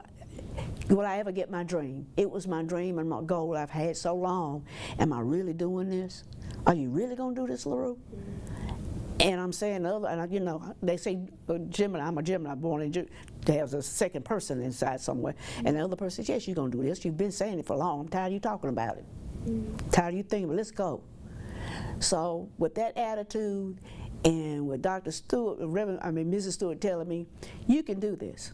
I know you can. She said, you wouldn't have walked in here like this, off the street. Just parked your car and walked in here and asked for some help. And that's what she did. She said, I'm going to help you. And so, like I said, you have flowers around this campus. And I advise anyone, if you're thinking about going back to school, there's plenty of help here. You just have to go ask, seek. You never get it. If you don't seek and find, you never get it. You just have to go after it, your dreams. Why A&T? Why not go back to Central? So why A&T? And let me say that. I did call North Carolina Central. They advised me to go to community college. And I just said, well, I could do that. And I thought about it. But for some reason, I just said, well, I can do community college here. I mean, through Central, I wouldn't go back through Central. They wouldn't, in other words, they wouldn't accept me back as a student, or and I was saying, I don't know if being so long, being away, not finishing, it may be better for you, Ms. Moore, to go to a community college and then transfer back to North Carolina Central. I said, well, thank you, that sounds great. But when I left from that, I just said, well, I can do the same thing here in Greensboro. And do that between GTCC and North Carolina A&T. I can do the same thing if that's what it comes down to. But something just kept telling me, no, you don't need to go to GTCC. And that's when I said, okay, let me go find out. And that's what I was asked when I saw Ms. Stewart that day. I said, she said, well, let's just see. The sign that you saw too, going back when she pointed you to the sign, it said that Aggies do. Yes. So it said Aggies can't. Well, she says, she said Aggies do. Aggies do. But there was always signs, Aggies can do. But going back to that, have you developed that type of mentality through the program and being here at A&T? What has kept you moving and going? That attitude, and just. After learning my way through so many syllabus, all the different instructions, because when I started out, I had to teach myself. They took me 2 days to try to get myself together on where to go find this, what courses I was taking, who were my instructors, and reading the syllabus. The first time I opened up one of them, I'm going to have to tell you the truth. It says, I don't know which, I won't say which class it was, what instructor.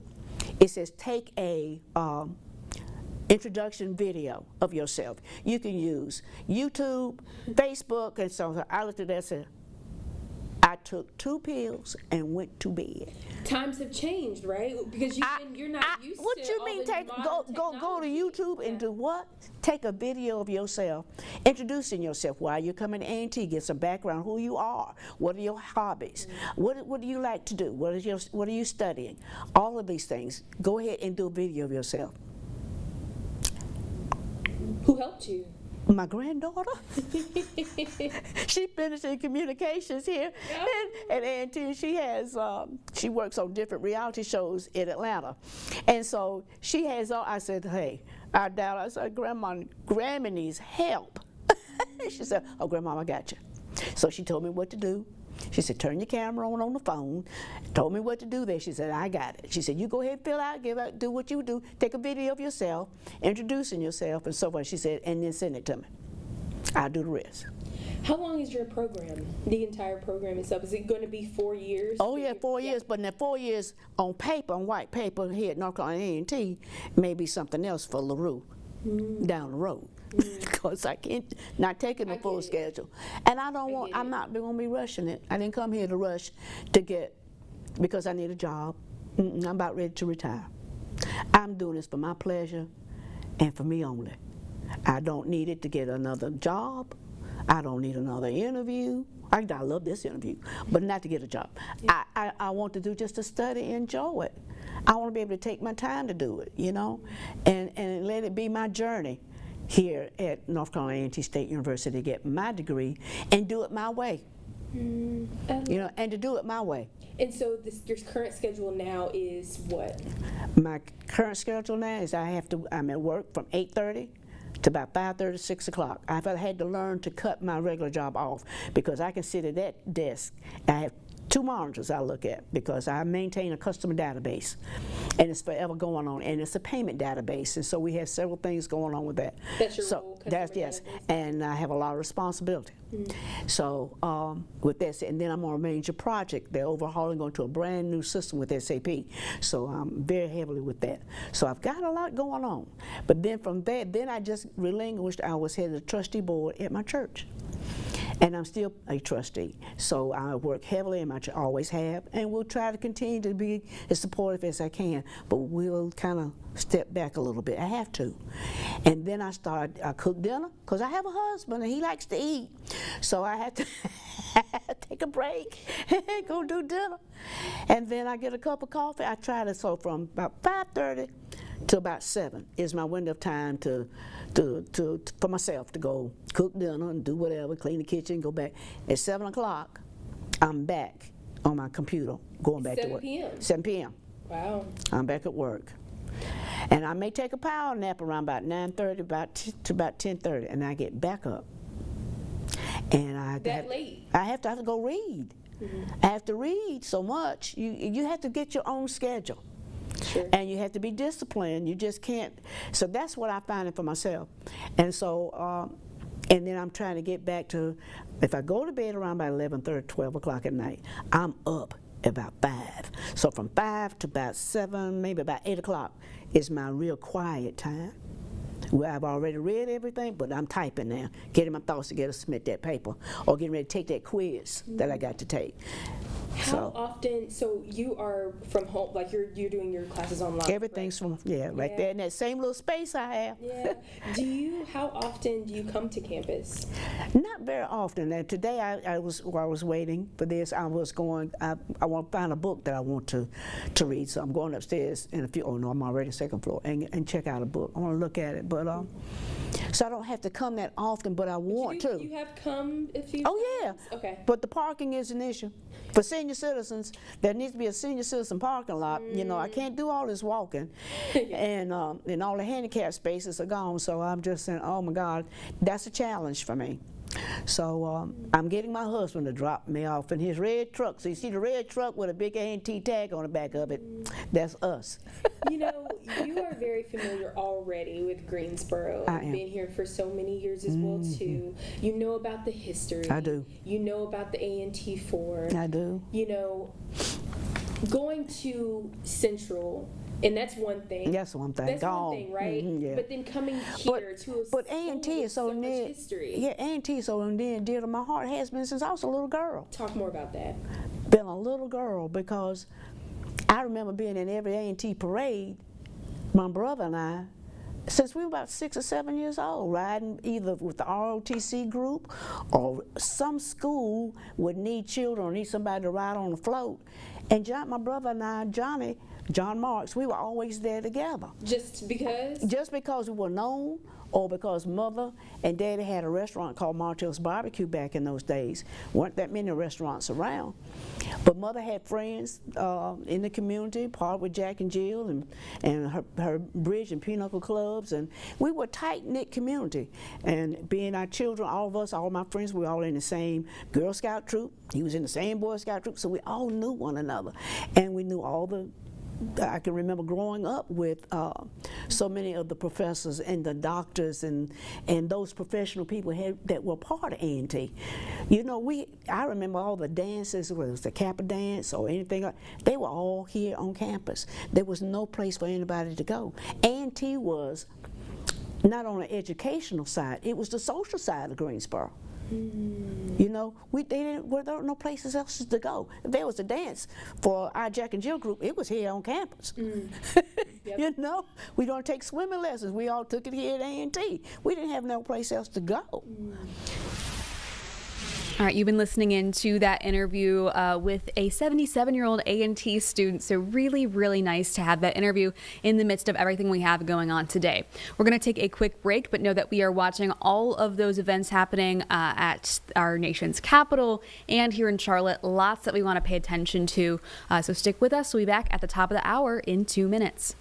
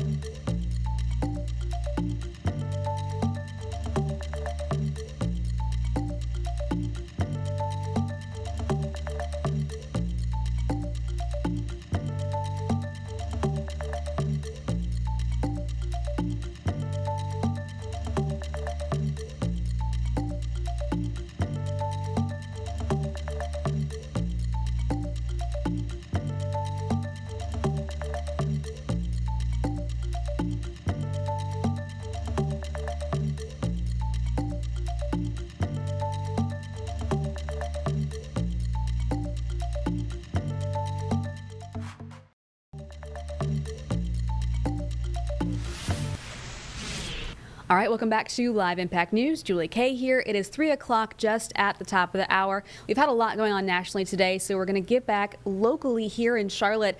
This, though, impacts multiple regions. This is an investigation from our Nate Morabito, a company accused of preying on aspiring black business owners here in North Carolina and across the Southeast, it seems like, must now face a $2 million fine or close. So Nate is here with us. Nate, I know that this is a part of a larger investigation with multiple stations.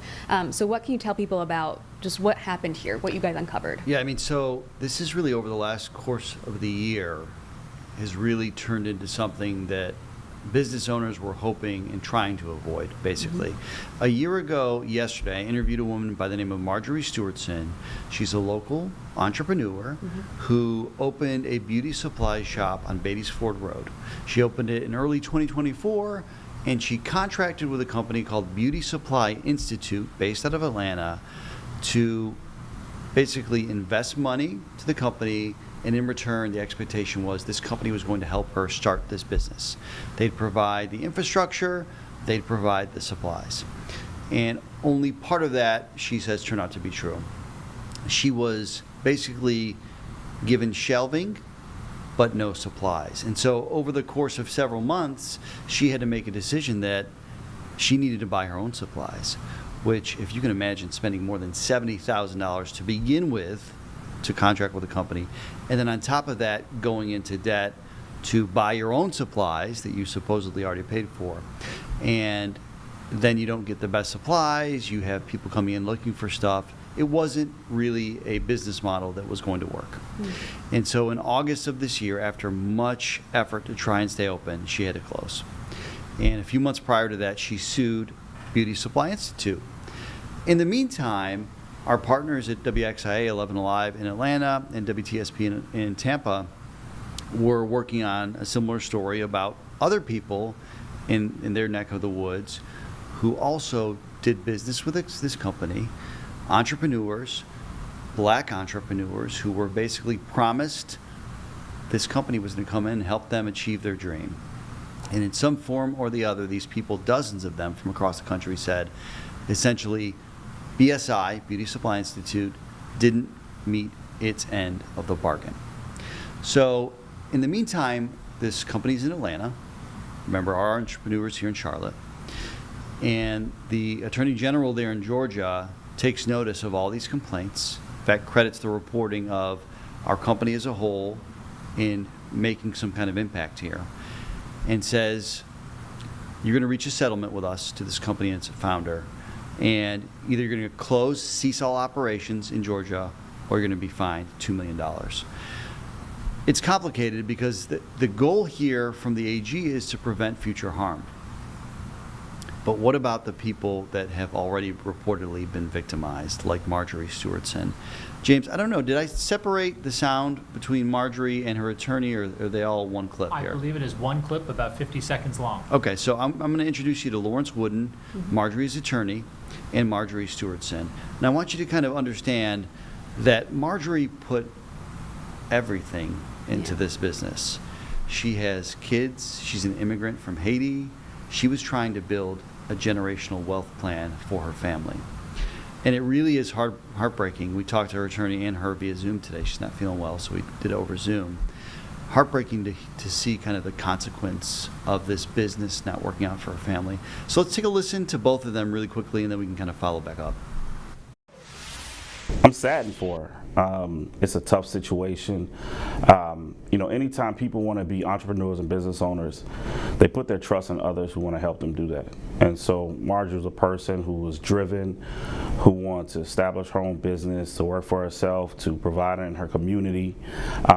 And she put her trust in a company that didn't have her best interests at heart.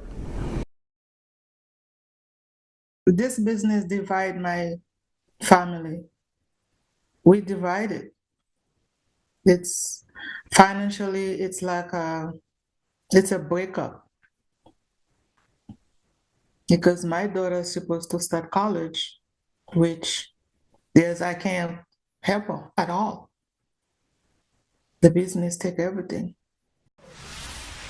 That's really difficult sound to listen to, ending on that, they take everything. It makes me really sad, actually, because I'm thinking about this woman came to our country in search of the American dream.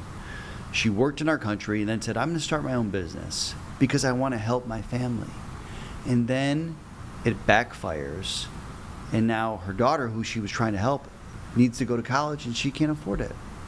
She's left with this debt. It's painful. It really is painful. And that's why she's suing this company. This company a year ago basically told me through their attorney, he was still trying to figure this out, but basically kind of, and I'm paraphrasing, got in a little bit too deep as far as the finances and all that kind of thing. He had previously told our content partner in Atlanta, the founder, that this was business. This has never been anything nefarious. This is just a business situation that has kind of been hard to manage. And ultimately, what this settlement in Georgia does is it protects people in the future, but it does nothing for those people like Marjorie. And her attorney told me earlier today, I mean, that's really, we need restitution for these people because they've lost everything in this situation. And so you're going to hear from him and more from her tonight at 11 as we report on this topic. You know, our Attorney General is aware of some complaints in North Carolina and has been working behind the scenes to kind of mediate that, but has not taken any real stance. Right. And I think you'll hear from Lawrence, the attorney, that basically he doesn't feel like the AG in Atlanta and Georgia went far enough. But this is complicated too. We don't know how much money the BSI founder and this company has anymore. You know, who knows if they're able to make even the penalty if, you know, they're ordered to close and they don't close. So it's very difficult because often in these situations you have people that are left in the wake. Yeah. And so Marjorie has got a new job now. This is not a person who's sitting around waiting for someone to come and swoop in and rescue her here. She's a hardworking person and part of our community, and was trying to meet a need of our community, actually, you know, in the Black community, trying to offer products that are needed. And turns out she had a great location, a great idea. She had a huge investment, but not the partner she expected. And I think this is the most important part. She's not the only one. I think what's so interesting too, and I'm glad you mentioned, we don't know how much money this company currently has. We don't know even if they were to pay this $2 million, not that that would necessarily help her at this point, if they even have that. But I am surprised because I feel like we've had this conversation a lot about all of your stories that I'll ask, well, what is the person or the organization that may be in the wrong? What have they said? Often you say they don't respond to you at all or they say nothing, especially if it's over multiple months. I'm surprised that they have been in contact with not just you, but also the station in Atlanta. They had previously. Yeah. This was a year ago when they talked, right? And I reached out to the attorney and to the founder yesterday, and I gave them basically 24 hours to respond before our story aired. And I hadn't heard back from either of them. The email to the founder of BSI bounced back as the email address doesn't even work anymore. Oh, interesting. So the last time, if I can recall, I feel like I had to call the attorney too to make sure that we could really understand anything, you know, from their perspective. But if you look at the settlement, there is or appears to be a good faith effort to say, we know that this is serious. We are going to agree to something to try and remedy the situation. They acknowledge no violation of anything in the settlement. That's a big part of it. And the Attorney General in Georgia says, we're not going to take this any further because of this settlement. That's part of the agreement, too. So it's kind of like, I don't know, a place marker to some degree. Yeah. This is where this ends for these people in this business. In the future, there shouldn't be an issue, at least there. Who knows if they'll come into another state? I kind of don't think so because of how much financial trouble they seem to be in before. Right. But what about those people now in the legal system? And, you know, I know people can secure judgments, but even then, if you file a suit, there's no real guarantee you're going to get paid. So, you know, this is an effort, and I really think this was special, and you don't really hear this all that often, but in Marjorie's case, her attorney didn't tell me this. She told me. This attorney has said, I'm not going to charge you anything up front because I want to help you, and I feel bad for your situation. You know, if it works out that there's some kind of judgment or settlement, you know, then he'll take care of his side of things. But I thought that was a real good indication of how wrong he feels she was treated in this case. And again, it just goes back to, she came here for opportunity into our country, and a company that was run on the foundation of we want to support and uplift the Black community has failed many of those people. You know, you mentioned she had all this, not just financial investment, but emotional investment in this project, and she didn't have the partner she deserves. It's nice to see that she's kind of gotten some more support now. Of course, that doesn't make up for what has happened, but to have an attorney who seems to be in really good faith working for her is good to hear. It's good to hear, especially when you hear that there's this strain on the family now. Yeah. You know, everybody started with this idea that this was going to be great, and it turned out to be much less than great. And now they have to live with that. And, you know, I just can't put into perspective, these are people's lives, right? They've invested a lot of time, a lot of energy, a lot of emotion. And I'll tell you, too, our photographer, Pierre, who initially worked on this story with me, he was so touched by this, he kept going back to that store. He was trying to buy products and have his friends buy products there. That's the kind of guy Pierre is. I mean, that's the kind of people we work with, right? But it just goes to show that you can sense when you meet this woman that she really is trying. Yeah. And here's how she left the conversation today, which says everything you need to know about her. She says, there's going to be a miracle. I still have hope there will be. It's exactly what she told me a year ago. And the fact that she's still staying optimistic, to me, is unbelievable. And I hope for her sake it's true. Does her attorney have as much hope? I think, yeah. I mean, if you look at what's in the lawsuit that they filed, you know, they're arguing there was a breach of contract. They're arguing basically this company act as an attorney to help give her counsel and guidance on a lease that they weren't really authorized to do. So there's some accusations in there that they feel like the settlement helps bolster too. You know, that the Georgia felt like they were breaking some of the rules there. That's why they did this. So yeah, I think he has some faith that they're going to at least get her to a point that she was before she made the investment. She, you know, she may not get all the money she put into it. He estimated about $100,000 in all they sunk into this. But at least that $70,000 investment, it's just so much money. It is so much money. Generational impact money, as we talked about. So it's really hard to hear. It is. It's just, it hurts my heart. And I've stayed in contact with her a lot over the last year and just curious where this was going to go. And I don't think at any point she was really sure it'd go to this legal point. Like, I don't think that was her goal at the beginning. She just wanted her products. I think she wanted a refund.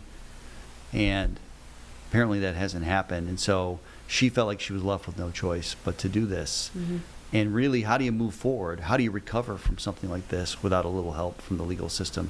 We'll see what the company ultimately argues when they answer the complaint. They hadn't yet when I last checked. In some of these cases, they argued that the customer breached the contract. You know, something that the attorney told me today, and granted, he's an attorney, this is his business, but he said, if people are making huge investments, they really should be consulting with an attorney. You know, if you're going to enter a large contract with someone, having that conversation can at least guide you along the way, and maybe it can allow the attorney to talk with the other company and maybe get some additional insight.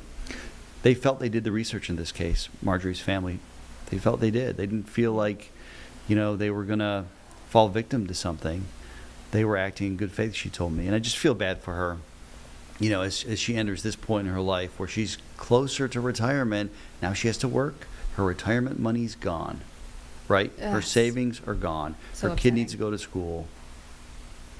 And now she's going back to the grind of a job she had many years ago. To have hope through all that is very inspiring. And I know everyone who sees the story at 11 will be wishing the best for her and hoping for some resolution here. I know we'll have more updates going forward. For sure, and I think you can't help but root for this person. She really seems to be trying hard. And her attitude, again, despite all of it, is what to me is the takeaway. You know, maybe we all can learn a little bit something from that. Yeah, I think that's really what's going to stick with people tonight. The perspective, right? All right, well, Nate, thank you. That's going to air at 11. Really emotional story there that I think people will be really looking forward to not just see, but also the updates. We're going to take a quick break, but we've got some more national headlines to get to in the next 2 minutes.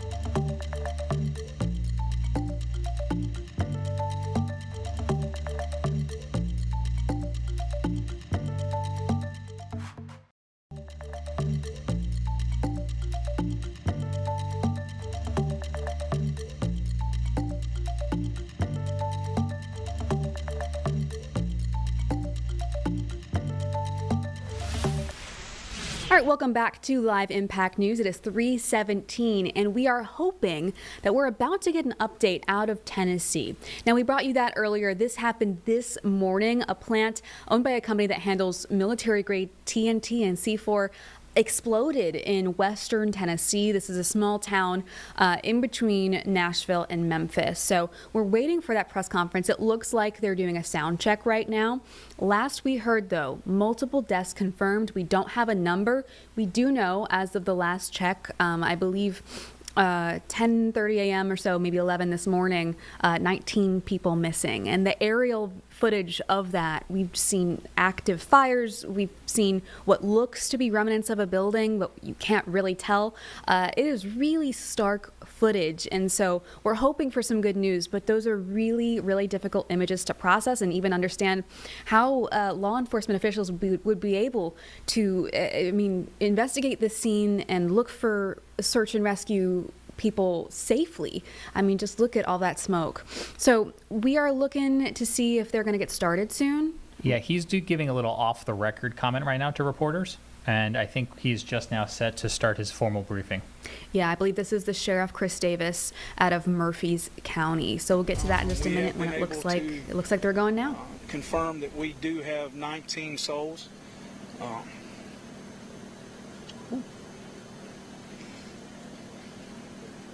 That we're looking for. So, excuse me, I ask you to keep in mind those families. This is probably one of the most devastating sights, I think, Sheriff Kraft and I was talking about. It's probably been one of the most devastating situations that I've been on in my career. As far as the scene goes, we do feel that the scene is secure. We have ATF, FBI that are handling the scene as far as the investigative part,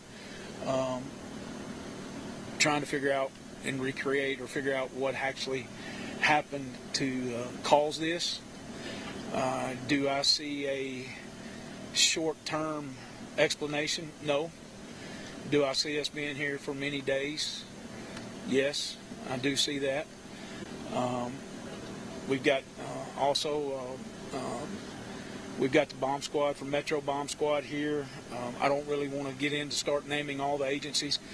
I'm scared I'll miss somebody. We've got TBI, Bomb and Arson here. They're all working together. It's one of the things that I'm very happy to see is all of these agencies. It's not just one, but we've come together and we're making the very best team effort that we can to move forward. Please keep in mind that these families, and I've said it up front, I said it to start with, that's where our thoughts and prayers need to go right now. And we've just got to take one day at a time or 1 hour at a time. We're processing things. We're finding out more information. We're trying to figure out, maybe the cause of this. There's not going to be a short explanation for that. I know I may have repeated myself there a little bit. Forgive me, but we're all tired and trying to put together the best effort we can and remember the families and who we're working for. I do want to touch on Accurate Energetic. They are here with us. The facility's here with us. They have discontinued operations. They're focusing on their families, their employees. They're focusing on the next things that they need to do to try to make everything best for their people. We've got critical incident folks on the scene. I'm just sitting here trying to think through the scene. We got the critical incident people here for the families as well as some of the first responders. For those of you that don't know, it was about 7:45 a.m. this morning that this explosion happened. We had a really amazing response from the first responders, fire, and here again I commend those first responders because it was multiple jurisdictions. They worked together. They got the situation under control very quickly and safely. And when you see or you pull up to the things that they were seeing and doing and having to do at the time, they done very, very well. And anybody any questions? Sir, you mentioned the word souls earlier. Can you tell us how many people have lost their lives? I can tell you that we've had, there are fatalities. Do I want to put a number to that? Because I always, and those of you that have known me in the past, I always wish for the best. Is there a possibility that somebody might be injured somewhere or somebody that we don't know about? Yes. I can tell you right now that we're looking for 19 individuals. And a lot of times when I have these types of situations, I refer to them more than just a person. They're a soul to me. So we're trying to, I can tell you that we're missing 19 souls right now. Sheriff, I was wondering how many people were working at the time and how many people were taken to the hospital. I don't think there was, I think 4 to 5 individuals that was taken, maybe even by POV. I can't talk about the ambulance part of that. And forgive me for some of those early questions and not being able to answer them. We've concentrated so hard on getting the scene secure, getting things moving, taking care of basically the security, getting the personnel that we need here, that I can't answer some of those early questions. So forgive me for that. I don't want to give the appearance that I'm avoiding that. Have you had a chance to see the building, and can you describe it? Can I describe the building? There's nothing to describe. It's gone. It's again, it's the most devastating scene that I've seen in my career. Sheriff, do you know what kind of work they did in that building specifically? I do not, ma'am. I do not. I'm not familiar with day-to-day operations of that. I see a lot of family members waiting. Are they waiting for confirmation about if their family member is missing, or what communication are you having with them? We have communicated with the family. We've done it twice. We wanted to get some solid information because we was sliding a little bit in information that we were receiving and from past experience from the flood and those kind of things, that we wanted to make sure that we had the information, the correct information that we needed to talk with. So yes, we have spoke with families.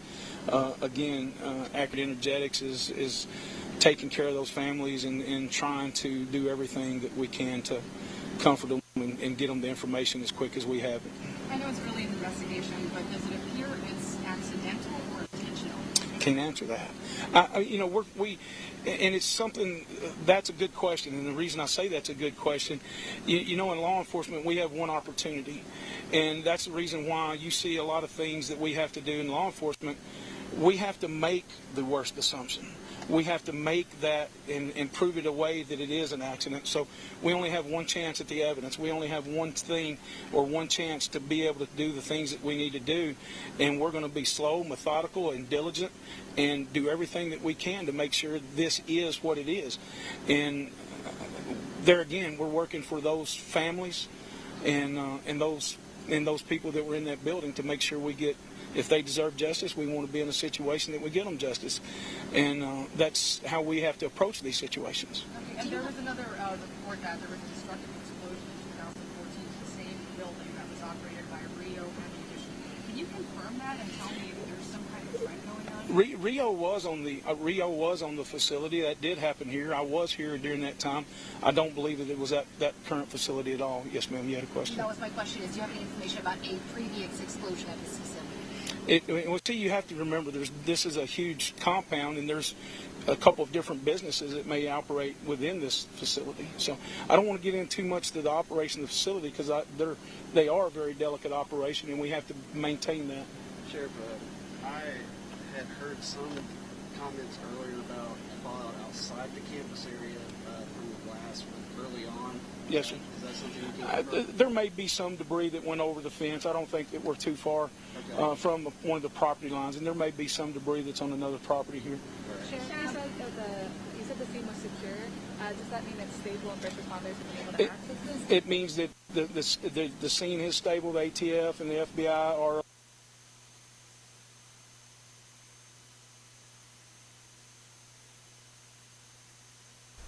Hey, you've been listening in to an update. We're having a little bit of trouble with the mic. Looks like he's back, though, so we're going to give it another chance. I believe the plant was up and running. Last question. Have you been able to speak to any families directly, and if so, what are you telling those families? We have spoke to the families directly, and we told them that we're going to be very transparent with them and get them the information and try to answer every question that they have the best we can. It's again, it's going to be a very slow process. Sheriff Kraft, do you want to? I agree.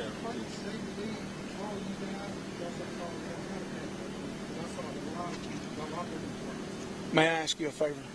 Would you repeat that louder, please? A lot of different departments have showed up here. Did you guys contact them, or did they contact you? We contacted them. I think Sheriff Kraft and I both got information about this very quickly.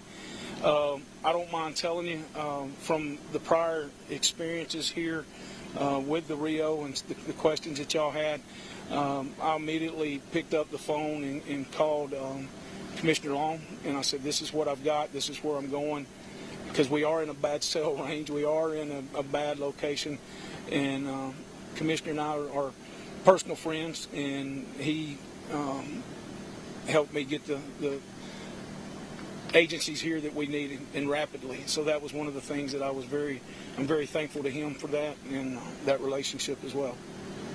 All right, last question. I think I might have said that. Anybody? Well, Sheriff, I'm curious. I mean, after Waverly, another tragedy. I mean, just we talked about it at the beginning, but just how are you feeling? I mean, how is the community doing after another tragedy like this? My friend, I can't answer that, and forgive me for saying that. I can't answer that right now because he and I and the people from this facility, Mr. Stinson, we've concentrated so much on what is here right now and getting this stable, secure, and taking care of the people here that I haven't been able to have any kind of feedback from the community. So I'm sure that I'll start hearing some things. We'll start interacting with things as time goes through this. And again, this is not going to be, we're going to close this up tonight. It will probably be here 3 or 4 days from now, 5 days from now. It wouldn't surprise me at all if we're here next week. But we're just, again, we got to go slow, methodical. So forgive me, I don't mean to avoid that question, but we just can't, I can't answer it right now because I don't know. I do have one more question. I know you were being really sympathetic towards the souls that have been lost. I am wondering if eventually you are going to let us know how many people have perished. Yes, ma'am. We will confirm that. And like I can say right now, the list that we have right now, we are missing 19 souls. Okay?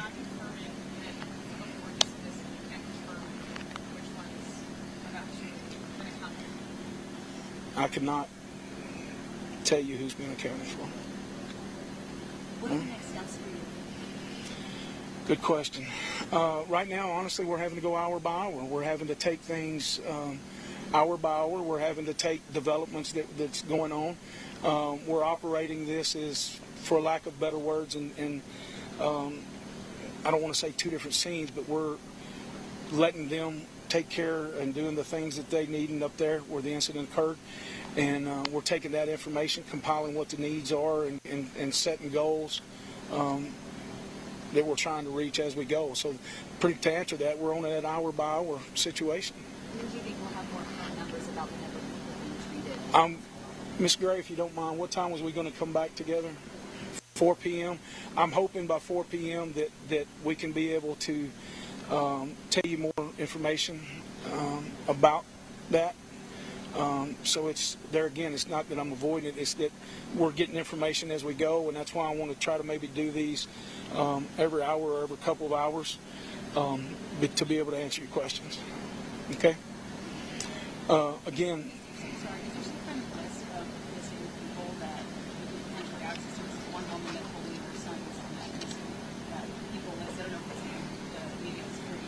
I don't have that available for the media at this time, and we're still working with that.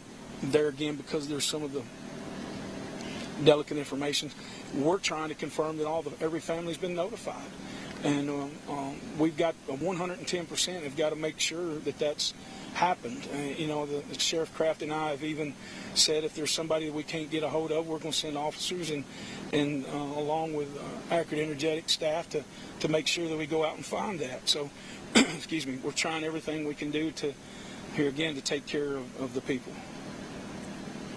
Fair enough. Hey, Chris, in years past, you've asked media to help in different aspects. Is there anything we can do to assist at this time?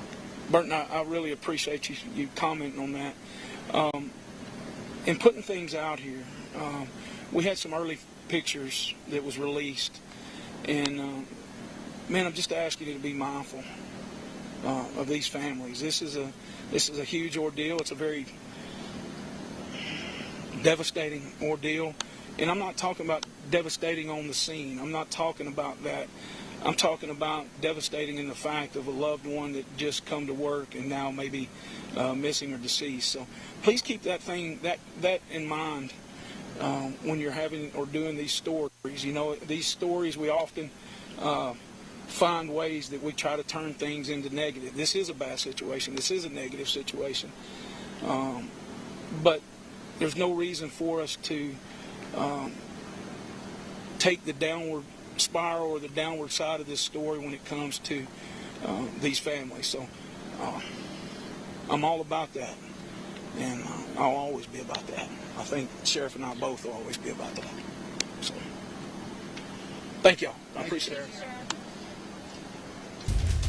All right, you were just listening into an updated press conference from this explosion at a plant owned by a company that worked with military-grade explosives. I mean, you can just see that confirmed was at one point a building.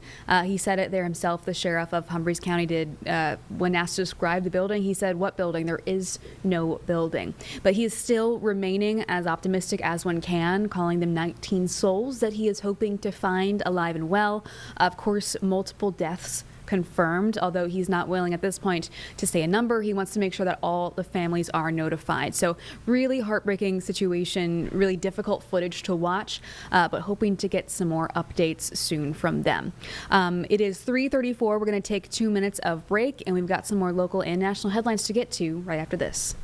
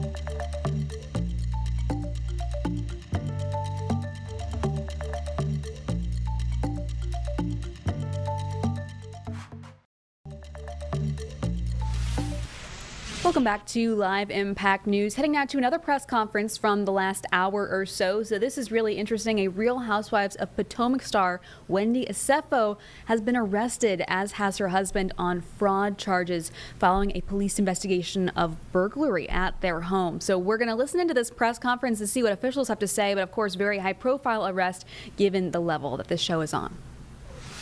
Deputies responded to a residence in the 1900 block of Turnberry Court in Finksburg for a reported burglary.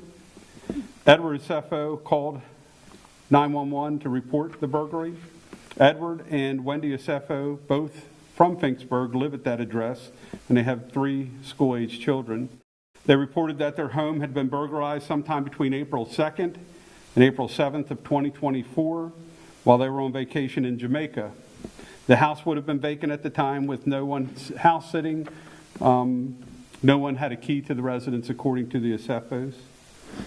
The SFOs claimed that designer handbags and jewelry valued at more than $200,000 were missing from the primary residence bedroom upstairs. Responding patrol deputies handled the burglary according to policy and made contact with investigators with my major crimes unit to assist because of the dollar amount that was stolen. Crime scene investigators came to the scene the night of the report to process the scene for fingerprints, DNA, and anything of evidentiary value. And while I'm there, I want to thank the state police. They actually responded, and the superintendent of the state police, Colonel Butler, I want to thank him for working with us on the case and providing resources. It should be noted that the residence does have interior and exterior surveillance cameras. None of the cameras picked up any motion or indicated a breach inside of the house. Cameras also did not pick up any suspicious activity outside of the residence during the time the SFOs were away from the residence. Detectives also checked surveillance cameras from neighbors.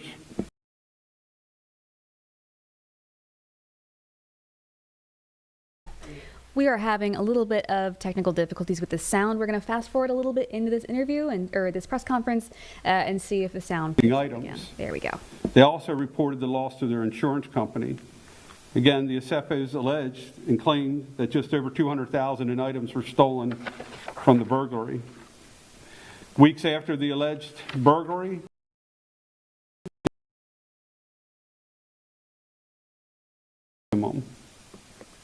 over the next several months, detectives worked diligently to verify the information provided and to locate the reported stolen property. It was later confirmed that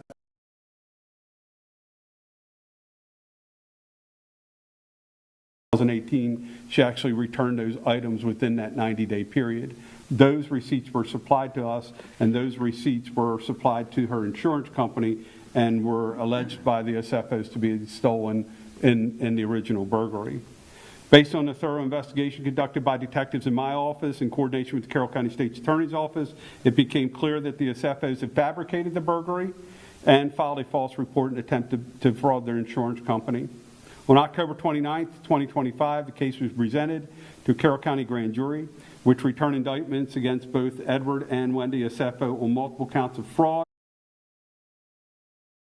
Individuals were located and taken into custody at their Turnberry Court address on the afternoon of October 9th, yesterday, by the Carroll County Sheriff's Office detectives. Deputies executed a search and seizure warrant at the residence during the arrest. An additional 15 items that were believed to be reported stolen by the SFOs during the initial report were also located during that search and seizure warrant. Those items included jewelry and high-end handbags. The SFOs were booked into the Carroll County Detention Center and later released on $50,000 bonds, on $50,000 bond. Real quick, I'd like to acknowledge the work that my office did. Detective Richie Harbaugh, my detectives, they're just absolutely amazing. Richie's one of the finest detectives on the planet. So high praise to him. Also the Carroll County State's Attorney's Office, Mr. Shoemaker, Mr. Culver, and Melissa Hockensmith is who handled the case for the State's Attorney's Office and has been working with us diligently on this case. I'll now turn it over to the State's Attorney if he has some comments, and then we'll answer any questions you guys may have. Okay, good afternoon. In response to the various media inquiries that I've gotten today in connection with this matter, I've indicated to everybody, and I want to emphasize it again, as a threshold matter, that all persons are presumed innocent until proven guilty in a court of law. So I want to get that out front. As the sheriff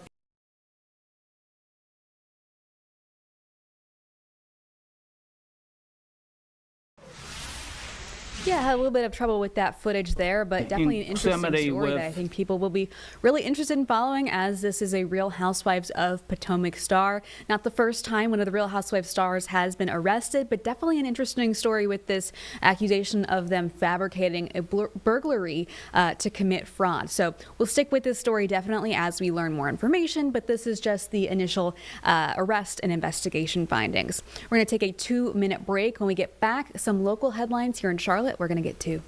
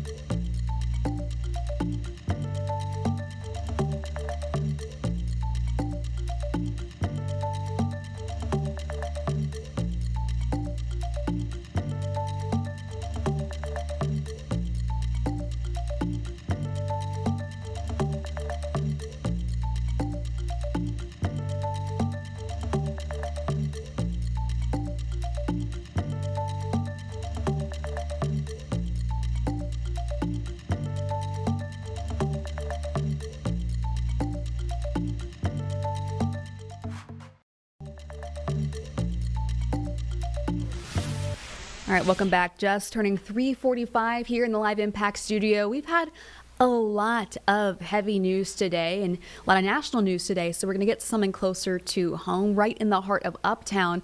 Charlotte-Mecklenburg Library is giving us a tour of their newly constructed, or in the process of being constructed, location in Uptown. This will serve as their new flagship location. One of our photographers got a chance to get a tour and see how that's coming so far, so exciting news for sure. Where you're standing, we'll have a paver system installed. There'll also be a glass handrail system serpentining around and tying in over towards the historic theater area of the terrace. There will also be benches out here and seating for the public to come enjoy outdoor space. Behind me is the unitized curtain wall system that we were talking about earlier. This system was manufactured up in Minnesota, and we trucked it down here piece by piece. Each unit weighs approximately 1,000 to 2,000 pounds, depending on where it is on the building.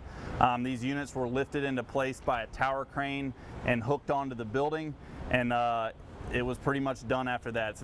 It's a streamlined operation because it's pre-manufactured off-site. The final touches of this will be putting on the rain screen metal panel system, which you can see are progressing towards the prow of the building. So this is the coolest wall system that I've ever been a part of by far. Part of the design of this system was to curve the building and also slant the building backwards to preserve the elevation of the historic Spirit Square, which is behind us, so you're able to still see that theater from street level on Tryon. Another cool construction activity was, this is actually 3 stories of cantilevered building above us. During construction, we actually had temporary columns holding up that portion of the building. With careful coordination with our structural engineers, there was actually a plan to remove those columns at a certain point in the project, and then that whole side of the building was engineered to be self-supporting with bracing, internal bracing back to the structure. So I've never done that on a project, and it was very fun and interesting to do that on this one.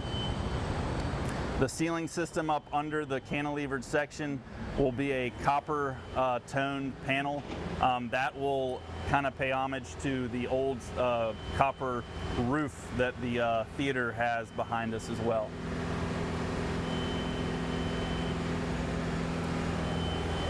Does anyone have any more questions for Ben? Okay, all right, we're going to switch out microphones. Oh my goodness. Oh, I just stand. Yeah. Okay. All right, if you will give your name, your title, and also spell your name, please. Sure. I am Caitlin Moen, Library Director for Charlotte-Mecklenburg Library, and it's spelled C-A-I-T-L-I-N-M-O-E-N. Caitlin, talk to us a little bit about what is going on here today and why this project is so important to the Charlotte region. Yes, I'm very excited today to be showing you all the new main library here for Charlotte-Mecklenburg Library. This is something that has been decades in the making. We've been talking about this building since 2009, and so really excited to be able to see it kind of coming to life in front of us. This building has stood on this spot since 1903. We've had a library in place here in Charlotte, and this is the new building that we are opening that is going to bring some vibrancy and dynamism into this library system here on this corner where we've historically stood. Explain some of the features of this library that we saw coming up. Sure. So the features of the library were really focused on flexibility and meeting people where they are. We really listened to the community in order to incorporate all of the things that folks want from their library of today. That includes 15 meeting rooms located throughout the building that are going to be available for usage, an event space on the upper floor, a destination reading room where folks can kind of take in the amazing views of Charlotte, 2 outdoor terraces, one of which we're standing on right here. It was really important to the community that we have free, accessible outdoor spaces where we can take in skyline and views that are open to the public. There's also a huge emphasis on technology in the building. We of course have the typical computer usage and different kind of device support throughout, but we also have incorporated some really amazing technology spaces. There's an immersive theater on the first floor, which is going to be this amazing screen that'll let us bring different experiences to life, as well as the digital visualization lab, which I call DigiViz because I stumble over it every time, which is a 270-degree screen that's going to let us do things like data visualization, immersive art exhibits, and of course different kinds of technology classes. So overall, it's a really dynamic space that we've worked really hard to listen to the community and deliver on all of the things that we're hearing that folks want. How many people is the library expected to employ? That's a great question. We are looking at about 70 people throughout this building just to operate this building. We're of course working through those staffing models now and working through what's possible and what's needed as we look to the future. Are any new programs or classes expected to come here? That's a great question as well. Yes, we are very focused on bringing new programmatic experiences here. One of the things we are very fortunate to have is just 2 blocks away is Imaginon, which is our flagship children's and teen library, actually celebrating 20 years right now. So that lets us focus this building on experiences specifically for adults and teens. That's a really exciting opportunity for a public library, so we're doing things looking at new ways that we can bring convenings together, have really interesting conversations with the community, as well as host the really fun things, the book clubs and the big speaker series, debate series, different things like that. And so we're testing some things now, prototyping some different types of programs. But then of course we'll have all of the things that people love to come to the library for. Book clubs and technology classes. Right inside here is our Opportunity Center, and that's kind of the evolution of our Job Help Center, where folks can get resume assistance, digital skills training, job help, all of those kinds of programs as well. So definitely bringing an expansive portfolio of programming here to Maine. just one last question. Are there any other collaborations expected with any other entities in uptown? Like, you know, we're super close to Discovery Place. Is there any, like, plans to host things together, have, like, joint events or anything like that? Yeah, so if there's anything that the library is known for, it's partnerships. So as you look around in this community, I think you would be hard-pressed to find a community member that we are not partnering with. And we're really excited at the new opportunities that we're going to have to do those really like large-scale events with partners in tow. We already know that we're working through some social services partnerships. We're talking with universities about speaker series. We're talking with Discovery Place in Carolina Theater and Foundation for the Carolinas because of the proximity. So definitely looking forward to some kind of co-developed, really exciting initiatives. How excited?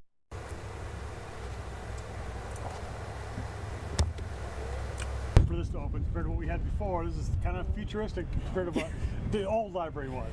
Yes, so I love the old library. Like, it was my first location that I worked at here in the system, and it had, you know, a lot of ties into the community. However, I saw every day the folks that came in looking for places to meet, the folks that came in looking for those really dynamic programs, access to technology, that we just weren't able to deliver in those spaces. And so I am so excited to be able to have this building. We've been designing it intentionally to last us for 50 years. So the idea being that we can do unique spaces while still ensuring flexibility for the future. So that gives us a really amazing opportunity to keep developing things, trying new things. Every time I walk in the doors, it's like goosebumps. And so definitely so excited for this building to be here and serving the community. Talk to us about having the library back in the center of the city, pretty much right uptown, yes. Where, you know, you can have them on the outskirts, but right here in the city. Yes, so we have 21 locations throughout the county, and each one is amazing and incredible and tied to the community. But having this kind of flagship location here in Uptown is just critical. Through the work of the Future of the Library Task Force 15 years ago, they looked at, do we move the library somewhere else? But in the end, this is where the library began. This is where it's important that it stays rooted here in the community.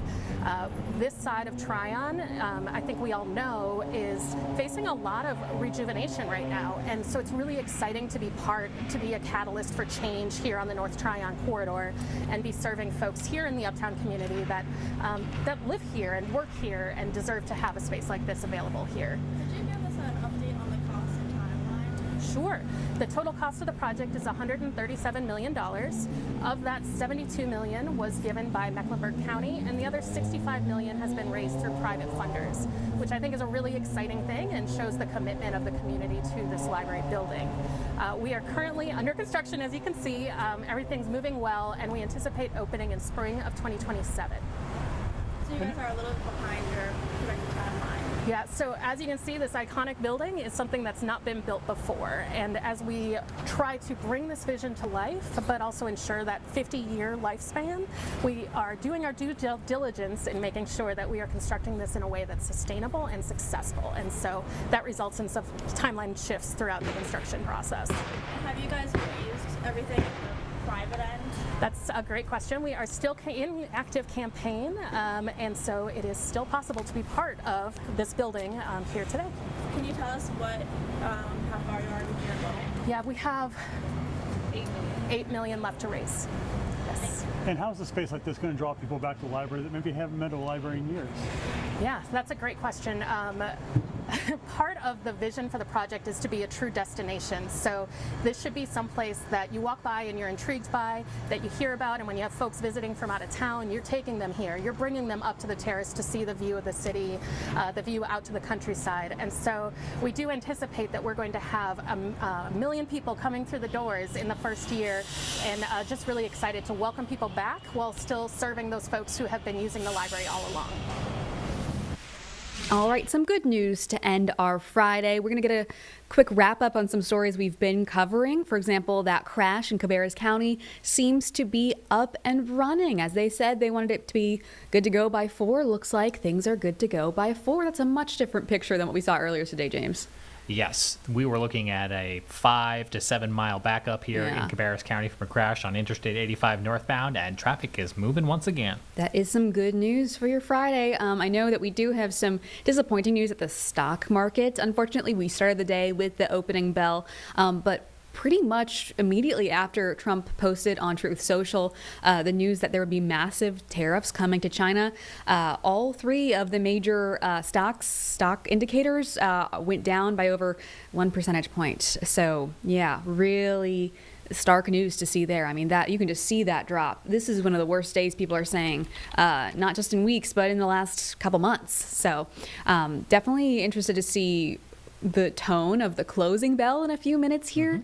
But it's going to be not nearly as exciting as we started the day with confetti. I don't think that is going to be the vibe later on today. Certainly probably a disappointing day for investors. We'll get the closing bell in the next 2 minutes right here on Live Impact News. Yeah, that is correct. Anything else you think we need to get to we wrap have some up? helicopter feeds coming right now from Miami showing some coastal floodings here in wow. a neighborhood outside Miami. You can see the people in the street. This looks to be maybe ankle-deep water here. Now, this is all a part of a coastal system that'll be impacting not only Florida and Georgia, but out here into the Carolinas. So, Julie, we also have a shot right now. Wow, look at that car right there, and a couple cars My in these goodness. floodwaters here in Florida. But here's a shot in the Carolinas where we're starting to see the rough surf come ashore. And coming up right here at the 4 o'clock news, Brittany Van Voorhees will have the latest on this nor'easter, Good. which will be bringing impacts to the Carolinas. I mean, just look at those rough waves. We've been checking in all day. And you can see the person there, kind of for scale, how big these waves are. Even bigger than I thought now that I'm comparing it to a person. Disappointing to see all that flooding out of Miami. Of course, people seem to be kind of wading through it at the moment. But hopefully it's not as impactful. I know that we've had some impacts, especially in the Outer Banks with some of those houses. I mean, wow, that person waving from their car. No. She's smiling. She's in good spirits. This is Yeah. very Florida of the. Yeah, so again, if you're just joining us here on Live Impact News, aerials right now from a neighborhood in South Miami, Florida, where coastal flooding is impacting as a coastal storm gets going. And we'll be watching for more flooding across the southeast and in the Carolinas. And as Julie mentioned, a couple homes out there in the Outer Banks have succumbed to previous coastal storms we've seen because of rough surf, and we'll wait to see what this storm brings. See how quickly you can see how quickly this came on because the rain has already stopped there for now. But there's people stuck in their cars just in the middle of the road. So definitely watch out. Keep an eye on the forecast. And I believe we have closing bell coming up in a second live here. images from the New York Stock Exchange. We'll see them ring the bell here on the right-hand side. The last few moments of the big board.